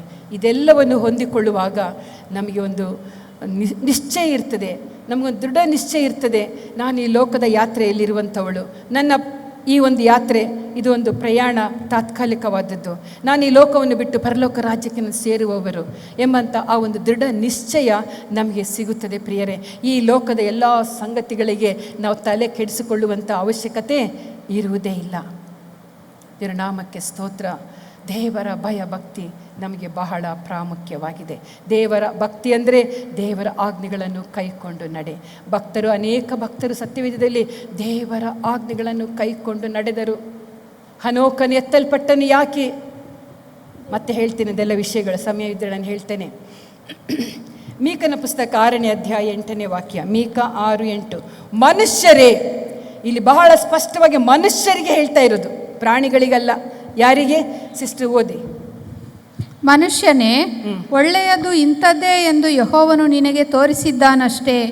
ನ್ಯಾಯವನ್ನು ಆಚರಿಸುವುದು, ಕರುಣೆಯಲ್ಲಿ ಆಸಕ್ತನಾಗಿರುವುದು, ನಿನ್ನ ದೇವರಿಗೆ ನಮ್ರವಾಗಿ ನಡೆದುಕೊಳ್ಳುವುದು, ಇಷ್ಟನ್ನೇ ಹೊರತು ಯೆಹೋವನು ನಿನ್ನಿಂದ ಇನ್ನೇನು ಅಪೇಕ್ಷಿಸುವನು? ಯೆರೆಮೀಯನ ಪುಸ್ತಕದಲ್ಲಿ ಓದಿದೆವು, ಬೇರೇನು ಕೇಳಿಕೊಳ್ಳುತ್ತಾನೆ ಎಂಬುದಾಗಿ. ದೇವರು ನಿಮ್ಮಿಂದ ಬೇರೇನು ಕೇಳ್ಕೊಳ್ತಾನೆ? ಏನು ಕೇಳ್ಕೊಳ್ತಾನೆ? ಏನಿಲ್ಲ. ಏನು ಕೇಳ್ಕೊಳ್ತಾನೆ? ಪೂರ್ಣ ಹೃದಯದಿಂದ, ಪೂರ್ಣ ಪ್ರಾಣದಿಂದ, ಪೂರ್ಣ ಶಕ್ತಿ ದೇವರನ್ನು ಆರಾಧಿಸಬೇಕೆಂಬುದೇ ಕೇಳ್ಕೊಳ್ತಾನೆ. ಮತ್ತು ಪ್ರಸಂಗಿ ಪುಸ್ತಕದಲ್ಲಿ ಓದಿದೆವು, ದೇವರ ಆಜ್ಞೆಗಳನ್ನು ಕೈಕೊಳ್ಳು, ಇದೆಲ್ಲ ಮನುಷ್ಯರ ಕರ್ತವ್ಯ ಎಂಬುದಾಗಿ ನಾವು ಓದಿದೆವು. ಮಾತ್ರವಲ್ಲ, ಇಲ್ಲಿ ಯೋಬನ ಪುಸ್ತಕದಲ್ಲಿ ಓದಿದೆವು, ನಮಗೆ ಒಂದು ದಿನ ನ್ಯಾಯ ನಿರ್ಣಯ ಉಂಟು, ಆದ ಕಾರಣ ದೇವರ ವಾಕ್ಯಕ್ಕೆ ಭಯ ಪಡಿರಿ ಎಂಬುದಾಗಿ ನಾವು ಓದಿದೆವು. ಹೌದು ಪ್ರಿಯರೇ, ಇಲ್ಲಿ ಹೋಶೇಯನ ಪುಸ್ತಕದಲ್ಲಿ ಓದಿದೆವು, ನಮಗೆ ಯಜ್ಞವು ಬೇಡ, ದೇವರು ಹೇಳುವಂಥ ಮಾತು, ಯಜ್ಞವು ಬೇಡ, ಹೋಮಗಳು ಬೇಡ, ಯಾವುದು ಬೇಡ, ಮತ್ತೇನು ಬೇಕು? ಏನು ಬೇಕು? ದೇವರ ಜ್ಞಾನ ನಮಗೆ ಬೇಕು, ಸತ್ಯವಾದ ಜ್ಞಾನ ನಮಗೆ ಬೇಕು. ಎಲ್ಲಿದೆ ಸತ್ಯ ಜ್ಞಾನ? ಹುಡುಕಬೇಕು, ಅದನ್ನು ಗ್ರಹಿಸ್ಕೊಳ್ಬೇಕು, ಅದರಂತೆ ನಡಿಬೇಕು. ಅದು ದೇವರು ಇಷ್ಟಪಡೋನಾಗಿದ್ದಾನೆ. ಹಲ್ಲೆಲೂಯಾ. ದೇವರ ನಾಮಕ್ಕೆ ಸ್ತೋತ್ರವಾಗಲಿ. ಈಗ ಮೀಕನ ಪುಸ್ತಕದಲ್ಲಿ ಓದ್ತೇವೆ, ಇಲ್ಲಿ ಬಹಳ ಸುಂದರವಾಗಿ ಬರೆಯಲ್ಪಟ್ಟಿದೆ, ಮನುಷ್ಯನೇ, ಒಳ್ಳೆಯದು ಇಂಥದೇ ಎಂದು ಯೆಹೋವನು ನಿನಗೆ ತೋರಿಸಿದ್ದಾನಷ್ಟೇ. ಇದೆಲ್ಲವನ್ನು ಯೆಹೋವನು ತೋರಿಸಿಕೊಟ್ಟಿದ್ದಾನೆ. ದೇವರ ವಾಕ್ಯದ ಮೂಲಕವಾಗಿ ನಿಮಗೆ ತೋರಿಸಿಕೊಟ್ಟಿದ್ದಾನೆ. ನ್ಯಾಯವನ್ನು ಆಚರಿಸು. ಎಲ್ಲಿ ನ್ಯಾಯವಿದೆ ಅದರ ಹಿಂದೆ ಹೋಗು, ಅನ್ಯಾಯದ ಹಿಂದೆ ಹೋಗಬೇಡ. ನ್ಯಾಯ ಅಂದರೆ ಏನು? ದೇವರ ವಾಕ್ಯ ಯಾವ ರೀತಿಯಲ್ಲಿ ಬೋಧಿಸ್ತದೆ, ಯಾವುದು ಸತ್ಯ ಯಾವುದು ಅಸತ್ಯ ಎಂಬುದನ್ನು ಗ್ರಹಿಸಿಕೊಂಡು ಏನು ಮಾಡಬೇಕು? ಅದರ ಹಿಂದೆ ಹೋಗಬೇಕು. ಹಲ್ಲೆಲೂಯಾ. ಮಾತ್ರವಲ್ಲ, ನ್ಯಾಯವನ್ನು ಆಚರಿಸು, ಅದನ್ನು ಕೈಕೊಂಡು ನಡೆ. ನ್ಯಾಯವನ್ನು ಆಚರಿಸಂದರೆ ಕೇಳಿದ್ದನ್ನು ನಿನ್ನ ಜೀವಿತದಲ್ಲಿ ಅಳವಡಿಸಿಕೋ. ನ್ಯಾಯವನ್ನು ಆಚರಿಸು. ಮಾತ್ರವಲ್ಲ, ಕರುಣೆಯಲ್ಲಿ ಆಸಕ್ತನಾಗಿರು. ದೇವರ ನಾಮಕ್ಕೆ ಸ್ತೋತ್ರವಾಗಲಿ. ನಿನ್ನ ದೇವರಿಗೆ ನಮ್ರವಾಗಿ ನಡೆದುಕೋ. ದೇವರಿಗೆ ನಮ್ರವಾಗಿ ನಡೆದುಕೋ, ವಿನಯವುಳ್ಳವನಾಗಿ ನಡೆದುಕೋ, ವಿಧೇಯನಾಗಿ ನಡೆದುಕೋ, ತಗ್ಗಲ್ಪಟ್ಟವನಾಗಿ ನಡೆದುಕೋ. ಹಲ್ಲೆಲೂಯಾ. ನಮ್ರತೆ ಅಂದರೆ ದೀನತೆ. ಹಲ್ಲೆಲೂಯಾ. ನಮ್ರತೆಯಿಂದ ದೇವರ ಸನ್ನಿಧಿಯಲ್ಲಿ ನೀವು ನಡೆದುಕೊಳ್ಬೇಕೆಂಬುದಾಗಿ ದೇವರ ವಾಕ್ಯ ಹೇಳ್ತದೆ. ಮಾತ್ರವಲ್ಲ, ಇಷ್ಟನ್ನೇ ಹೊರತು ಯೆಹೋವನು ನಿನ್ನಿಂದ ಇನ್ನೇನನ್ನು ಅಪೇಕ್ಷೆ ಪಡ್ತಾನೆ? ಕ್ವಶನ್ ಇದೆ ಅಲ್ಲಿ, ಕ್ವಶನ್ ಉಂಟಲ್ಲ ನಿಮ್ಮ ಬೈಬಲಲ್ಲಿ. ಇಷ್ಟನ್ನೇ ಬಿಟ್ಟು ಇನ್ನೇನನ್ನು ದೇವರು ಅಪೇಕ್ಷೆ ಪಡುವನು? ಇನ್ನೇನು ಇಲ್ಲ ಪ್ರಿಯರೇ, ಇಷ್ಟೇ. ದೇವರಿಗೆ ನಮ್ರವಾಗಿ ನಡ್ಕೊಳ್ಳೋಣ, ಪಾಪವನ್ನು ದ್ವೇಷಿಸೋಣ, ಭಕ್ತಿಯನ್ನು ದೇವರಿಗೆ ತೋರಿಸೋಣ. ಭಕ್ತಿಯ ಅನೇಕ ಚಿಹ್ನೆಗಳನ್ನ ತೋರಿಸ್ಕೊಟ್ಟೆ ನಿಮಗೆ ಈಗ ನಾನು. ಆದರೆ ನಾವು ಒಂದು ಮಾರ್ಕನ ಸುವಾರ್ತೆಯಲ್ಲಿ 2ನೇ ಅಧ್ಯಾಯ 12ನೇ ಅಧ್ಯಾಯ 33ನೇ ವಾಕ್ಯದಲ್ಲಿ ಹೀಗೆ ಓದ್ತೇವೆ, ಆತನನ್ನು ಯಾವ ರೀತಿಯಲ್ಲಿ ಹೊಸ ಒಡಂಬಡಿಕೆಯಲ್ಲಿ ಆರಾಧಿಸಬೇಕೆಂಬುದಾಗಿ ಅಲ್ಲಿ ಇನ್ನೂ ಸ್ಪಷ್ಟವಾಗಿ ಬರೆದನ್ನು ಓದ್ತೇವೆ ನಾವು. 12ನೇ ಅಧ್ಯಾಯ 33ನೇ ವಾಕ್ಯ,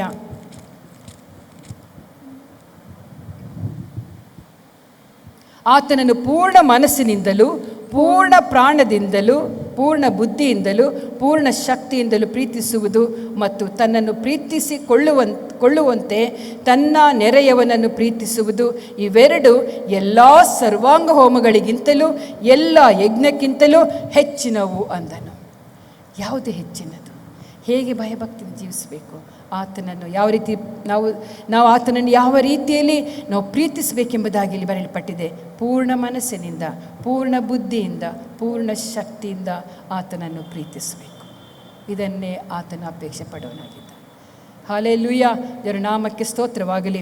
ಎಲ್ಲ ಯಜ್ಞ ಹೋಮಗಳಿಗಿಂತ ನೀವು ಕೊಡುವಂಥ ಯಾವುದ್ಯಾವುದೇ ಹೋಮಗಳಾಗಿರ್ಬೋದು, ಅಂದರೆ ಹೋಮದ ರೂಪದಲ್ಲಿ ಕೊಡುವಂಥ ಕಾಣಿಕೆಗಳಾಗಿರ್ಬೋದು, ನೀವು ಮಾಡುವಂಥ ಯಾವುದೇ ಆಗಿರ್ಬೋದು, ಅವೆಲ್ಲವುಗಳಿಗಿಂತಲೂ ನೀವು ದೇವರನ್ನು ಯಾವ ರೀತಿಯಲ್ಲಿ ಪ್ರೀತಿಸಬೇಕು, ಯಾವ ರೀತಿಯಲ್ಲಿ ಆರಾಧಿಸಬೇಕು ಎಂಬಂಥ ವಿಷಯವಾಗಿ ಇಲ್ಲಿ ಬರೆಯಲ್ಪಟ್ಟಿದೆ. ಎಲ್ಲ ಯಜ್ಞಕ್ಕಿಂತಲೂ ಅದು ಹೆಚ್ಚಿನದು ಏನಂದರೆ ಪೂರ್ಣ ಪೂರ್ಣ ಪೂರ್ಣ ಪೂರ್ಣ, ಅರ್ಧ ಅಲ್ಲ. ಪೂರ್ಣ ಅಂದರೆ ಸಂಪೂರ್ಣ, ಅರ್ಧಂಬರ್ಧ ಹೃದಯದಿಂದ ಅಲ್ಲ. ಹಲ್ಲೆಲೂಯಾ. ಪೂರ್ಣ ಅಂದರೆ ಸಂಪೂರ್ಣ ಹೃದಯದಿಂದ ನಾವು ದೇವರನ್ನು ಆರಾಧಿಸಬೇಕು, ಸ್ತುತಿಸಬೇಕು, ಕೊಂಡಾಡಬೇಕು, ಆಜ್ಞೆಗಳನ್ನು ಕೈಕೊಂಡು ನಡಿಬೇಕು. ಇದೆಲ್ಲವನ್ನು ದೇವರು ನಮಗೆ ಇವತ್ತು ಸ್ಪಷ್ಟವಾಗಿ ಭಕ್ತಿಯ ವಿಷಯದಲ್ಲಿ ಆತ ನಮಗೆ ತೋರಿಸಿಕೊಡ್ತಾ ಇದ್ದಾನೆ. ಈ ದೈವ ಭಕ್ತರು ಅನೇಕರು ದೇವರ ವಾಕ್ಯದಲ್ಲಿ ಬರೆಯಲ್ಪಟ್ಟಿದೆ. ಇಲ್ಲಿ ಆದಿಕಾಂಡ 5ನೇ ಅಧ್ಯಾಯ 24ನೇ ವಾಕ್ಯದಲ್ಲಿ ಓದ್ತೇವೆ. ಹನೋಕನ ಬಗ್ಗೆ ನಾವು ಓದ್ತೇವೆ. ಹನೋಕನು ದೇವರೊಂದಿಗೆ ಅನ್ಯೋನ್ಯವಾಗಿ ನಡೆದುಕೊಳ್ಳುತ್ತಾ ಇರುವಾಗ ದೇವರು ಅವನನ್ನು ಕರೆದುಕೊಂಡದ್ದರಿಂದ ಕಾಣದೆ ಹೋಗಿಬಿಟ್ಟ. ಅವನಿಗೆ ಸಾವು ಬರಲಿಲ್ಲ, ರೋಗ ಬರಲಿಲ್ಲ, ಸುಖಕರವಾದ ಜೀವಿತ ಒಂದಾಯಿತು. ಕಾರಣ ಏನು? ಅವನು ದೇವರಲ್ಲಿ ಅನ್ಯೋನ್ಯವಾಗಿದ್ದ. ಅನ್ಯೋನ್ಯತೆ ಕೂಡ ದೇವರೊಂದಿಗೆ ನಮಗೆ ಆತನಿಗೆ ಏನಿರಬೇಕು? ಅನ್ಯೋನ್ಯತೆ ಇರಬೇಕು. ಎಲ್ಲ ಸಮಯಗಳಲ್ಲಿ ಇದು ಭಕ್ತಿ, ಅನ್ಯೋನ್ಯವಾಗಿರಬೇಕು. ದೇವರಲ್ಲಿರುವಂಥ ಭಯ ಭಕ್ತಿ. ಹಲ್ಲೆಲೂಯಾ. ಯಾವಾಗಲೂ ಆತ ನಮ್ಮ ಸನ್ನಿಧಿಯಲ್ಲಿ ಮಾತಾಡ್ತಿರ್ಬೇಕು, ನಾವು ಆತನೊಂದಿಗೆ ಮಾತಾಡ್ತಿರ್ಬೇಕು. ಅಂದರೆ ವಾಕ್ಯದ ಮೂಲಕ ಪ್ರತಿದಿನವೂ ನಾವು ವಾಕ್ಯದ ಆ ಕತ್ತಿಯನ್ನು ನಮ್ಮ ಜೀವಿತದಲ್ಲಿ ಅಳವಡಿಸಿಕೊಂಡು, ಏನು ಈ ದಿನ ವಾಕ್ಯ ನಮಗೆ ಎಚ್ಚರಿಸ್ತಾ ಇದೆ. ನಾವು ಯೂಟ್ಯೂಬ್ಗಳ ಮೂಲಕ, ಫೇಸ್ಬುಕ್ಗಳ ಮೂಲಕ ವಾಕ್ಯಗಳನ್ನು ಕೇಳ್ತೇವೆ, ಕಿವಿಯಿಂದ ಬಿಟ್ಬಿಡ್ತೇವೆ. ನೀವೇ ಸ್ವತಃ ವಾಕ್ಯವನ್ನು ತೆರೆದು ಒಂದು ವಾಕ್ಯವನ್ನು ಹಿಡ್ಕೊಂಡು ಓದಿ, ಈ ವಾಕ್ಯ ನನ್ನೊಂದಿಗೆ ಏನು ಮಾತಾಡ್ತಾ ಇದೆ ಎಂಬುದಾಗಿ ಅದನ್ನು ಗ್ರಹಿಸ್ಕೊಳ್ರಿ. ಅದು ನಿಮ್ಮ ಹೃದಯದಲ್ಲಿ ಮನದಟ್ಟಾಗ್ತದೆ. ಕೇಳುವುದರಿಂದ ಆ ಯೂಟ್ಯೂಬ್ ಕೇಳ್ತೇವೆ, ಬಿಟ್ಟುಬಿಡ್ತೇವೆ, ಮರ್ತು ಹೋಗಿಬಿಡ್ತದೆ. ನೀವು ಇದನ್ನು ಹೀಗೆ ಮಾಡಬೇಕು. ಹೇಗಂದರೆ ವಾಕ್ಯವನ್ನು ತೆರೆಯಬೇಕು, ನೀವೇ ಓದಬೇಕು. ಓದಿ ಈ ವಾಕ್ಯ ಇವತ್ತು ನನ್ನ ಸನ್ನಿಧಿಯಲ್ಲಿ ಏನು ಮಾತಾಡ್ತಾ ಇದೆ ಅದನ್ನು ನಾವೇನು ಮಾಡಬೇಕು? ಅದನ್ನು ನೆನಪಲ್ಲಿ ಇಟ್ಕೊಳ್ಳಿಕ್ಕೆ ನಮಗೆ ಬಹಳ ಸಹಾಯ ಆಗ್ತದೆ. ನಾವೇ ಓದಬೇಕು. ದೇವರ ನಾಮಕ್ಕೆ ಸ್ತೋತ್ರ. ಪ್ರಾರ್ಥಿಸಿ ವಾಕ್ಯವನ್ನು ಓದ್ರಿ, ನಮ್ಮೊಂದಿಗೆ ಮಾತಾಡ್ತದೆ. ಮಾತ್ರವಲ್ಲ, ಇಲ್ಲಿ ನೋಹನ ಬಗ್ಗೆ ನೋಡ್ತೀವಿ. ಅವನು ಏನಾಗಿದ್ದ? ಅವನು ಕೂಡ ದೇವರೊಂದಿಗೆ ಅನ್ಯೋನ್ಯವಾಗಿದ್ದ. ದೇವರ ನಾಮಕ್ಕೆ 6:9 ಓದ್ತೇವೆ. ಆದಿಕಾಂಡ 6:9. ನೋಹನು ನೀತಿವಂತನು, ತನ್ನ ಕಾಲದವರಲ್ಲಿ ತಪ್ಪಿಲ್ಲದವನೂ ಆಗಿದ್ದನು. ಅವನು ದೇವರೊಂದಿಗೆ ಅನ್ಯೋನ್ಯವಾಗಿ ನಡೆದುಕೊಂಡನು. ತಪ್ಪಿಲ್ಲದವನಾಗಿದ್ದನು. ದೇವರೊಂದಿಗೆ ಹೇಗಿದ್ದ? ಅನ್ಯೋನ್ಯವಾಗಿದ್ದ. ದೇವರನ್ನು ಬಿಟ್ಟವನಾಗಿರಲಿಲ್ಲ. ಹಲ್ಲೆಲೂಯಾ. ದೇವರೊಂದಿಗೆ ಅನ್ಯೋನ್ಯವಾಗಿದ್ದ. ಕೂತರು ನಿಂತರು ಆತನ ಆಜ್ಞೆಗಳನ್ನೇ ಧ್ಯಾನಿಸುತ್ತಾ, ವಾಕ್ಯವನ್ನೇ ಧ್ಯಾನಿಸುತ್ತಾ ಆತನ ಜೀವಿತವನ್ನು ದೇವರೊಂದಿಗೆ ಏನು ಇಟ್ಕೊಂಡಿದ್ದ? ಸಂಬಂಧವನ್ನು ಬೆಳೆಸ್ಕೊಂಡಿದ್ದ. ದೇವರ ನಾಮಕ್ಕೆ ಸ್ತೋತ್ರ. ಆದ ಕಾರಣ ಆತನೇನಾಯಿತು? ಅವನಿಗೆ ಜಲಪ್ರಳಯದಿಂದ ಆತನ ಕುಟುಂಬವು ತಪ್ಪಿಸಿಕೊಂಡಿದ್ದ. ಹಲ್ಲೆಲೂಯಾ. ಆತನು ಬದುಕಿದನು, ಕುಟುಂಬವಾಗಿ ದೇವರವರನ್ನು ಬದುಕಿಸಿದನು. ದೇವರ ನಾಮಕ್ಕೆ ಸ್ತೋತ್ರ. ಇಲ್ಲಿ ಎಚ್ಕೆಲ್ನ ಪುಸ್ತಕ, ಎಚ್ಕೆಲ್ನ ಬಗ್ಗೆ ಓದ್ತೇವೆ ನಾವು. ಹಿಜ್ಕೀಯನ ಬಗ್ಗೆ ಓದ್ತೇವೆ. 2 ಪೂರ್ವಕಾಲ ವೃತ್ತಾಂತ 31ನೇ ಅಧ್ಯಾಯ 20ನೇ ವಾಕ್ಯದಲ್ಲಿ ಹೀಗೆ ಓದ್ತೇವೆ. ಹಿಜ್ಕೀಯನು ಕೂಡ ಏನಾಗಿದ್ದ? ಅವನಿಗೆ ಕಠಿಣವಾದ ರೋಗ ಬಂತು. ರೋಗ ಬಂದಾಗ ಆತನು ದೇವರನ್ನು ಅಸಡ್ಡೆ ಮಾಡಲಿಲ್ಲ. ಆಗ ಇಲ್ಲಿ ಅವನ ಬಗ್ಗೆ ಬರೆಯಲ್ಪಟ್ಟಿದೆ, ಹಿಜ್ಕೀಯನು ಒಳ್ಳೆಯವನು, ನೀತಿವಂತನು, ನಂಬಿಗಸ್ತನೂ ಆಗಿದ್ದನೆಂಬುದು ಬರೆಯಲ್ಪಟ್ಟಿದೆ. ಏನಾಗಿದ್ದ ಅವನು? ನಾನೆಲ್ಲ ಓದ್ತಾ ಟೈಮ್ ಹೋಗ್ತದೆ. ಇಲ್ಲಿ ಹಿಜ್ಕೀಯನು ಏನಾಗಿದ್ದ? ಒಳ್ಳೆಯವನೂ ಆಗಿದ್ದ, ನೀತಿವಂತನೂ ಆಗಿದ್ದ, ನಂಬಿಗಸ್ತನೂ ಆಗಿದ್ದ. ದೇವರ ನಾಮಕ್ಕೆ ಸ್ತೋತ್ರವಾಗಲಿ. ಆದ ಕಾರಣ ಅವನಿಗೇನಾಯಿತು? ರೋಗದಿಂದ ಬಿಡುಗಡೆ ಉಂಟಾಗಿ 15 ವರ್ಷ ಎಕ್ಸ್ಟ್ರಾ ಆತನ ಜೀವಿತಕ್ಕೆ ಸಿಕ್ಕಿತು. ಪ್ರಿಯರೇ, ಜೀವನ ಸಿಕ್ಕಿತು. ದೇವರ ನಾಮಕ್ಕೆ ಸ್ತೋತ್ರ. ಇದೆಲ್ಲವೂ ಭಕ್ತಿ, ದೇವರು ನಮ್ಮಿಂದ ಅಪೇಕ್ಷೆ ಪಡುವಂಥ ಭಕ್ತಿಯ ಮಾರ್ಗಗಳು. ದೇವರ ನಾಮಕ್ಕೆ ಸ್ತೋತ್ರ. ಇಲ್ಲಿ ಯೋಬನ ಪುಸ್ತಕ 1:1 ಓದ್ತೇವೆ. ಭಯ ಭಕ್ತಿ ಉಳ್ಳವನಾಗಿ ಕೆಟ್ಟದನ್ನು ನಿರಾಕರಿಸುತ್ತಾ ನಿರ್ದೋಷಿಯು ಯಥಾರ್ಥ ಚಿತ್ತನು ಆಗಿದ್ದನು. ಯೋಬನೇನಾಗಿದ್ದನು? ಅವನು ಭಯಭಕ್ತಿ ಉಳ್ಳವನಾಗಿದ್ದನು. ಆದರೂ ಅವನಿಗೆ ಶೋಧನೆಗಳು ಬಂತು. ಕಡೆಯಲ್ಲಿ ಏನಾಯಿತು? ಅವನು ತನ್ನ ಸ್ನೇಹಿತರಿಗೋಸ್ಕರ ಪ್ರಾರ್ಥಿಸಿದಾಗ ಅವನಲ್ಲಿ ಏನು ಕೊರತೆ ಇತ್ತಾಗಾದರೆ ಸ್ನೇಹಿತರಿಗೋಸ್ಕರ ಪ್ರಾರ್ಥಿಸದೇ ಇದ್ದಂಥ ಜೀವಿತ ಅವನಲ್ಲಿ ಕೊರತೆ ಇದ್ದಿರಬಹುದು. ಆದ ಕಾರಣದಲ್ಲಿ ಲಾಸ್ಟಲ್ಲಿ ಓದ್ತೇವೆ ನಾವು, ಆ ಯೋಬನು ಅನೇಕ ಕಷ್ಟ ನಷ್ಟಗಳನ್ನು ಆತನ ಅನುಭವಿಸಿದರೂ ಕೂಡ ದೇವರನ್ನು ದೂಷಿಸಲಿಲ್ಲ. ಕಡೆಯಲ್ಲಿ ಆತನು ಏನು ಮಾಡ್ತಾನೆ, ಸ್ನೇಹಿತರಿಗೋಸ್ಕರ ಪ್ರಾರ್ಥಿಸಿದ ನಂತರ ಆತನ ದುಸ್ಥಿತಿ ಹೋಗಿ ಆತನಿಗೆ ಏನಾಯ್ತು, 2ರಷ್ಟು ದೇವರು ಆಶೀರ್ವಾದವನ್ನು ಕೊಟ್ಟನೆಂಬುದನ್ನು ಓದ್ತೇವೆ. ಇದೆಲ್ಲವೂ ಭಕ್ತಿಯ ಮಾರ್ಗ ಪ್ರಿಯರೇ, ಇದೆಲ್ಲವೂ ನಮ್ಮ ಜೀವಿತಗಳು ಅಳವಡಿಸಿಕೊಳ್ಬೇಕು.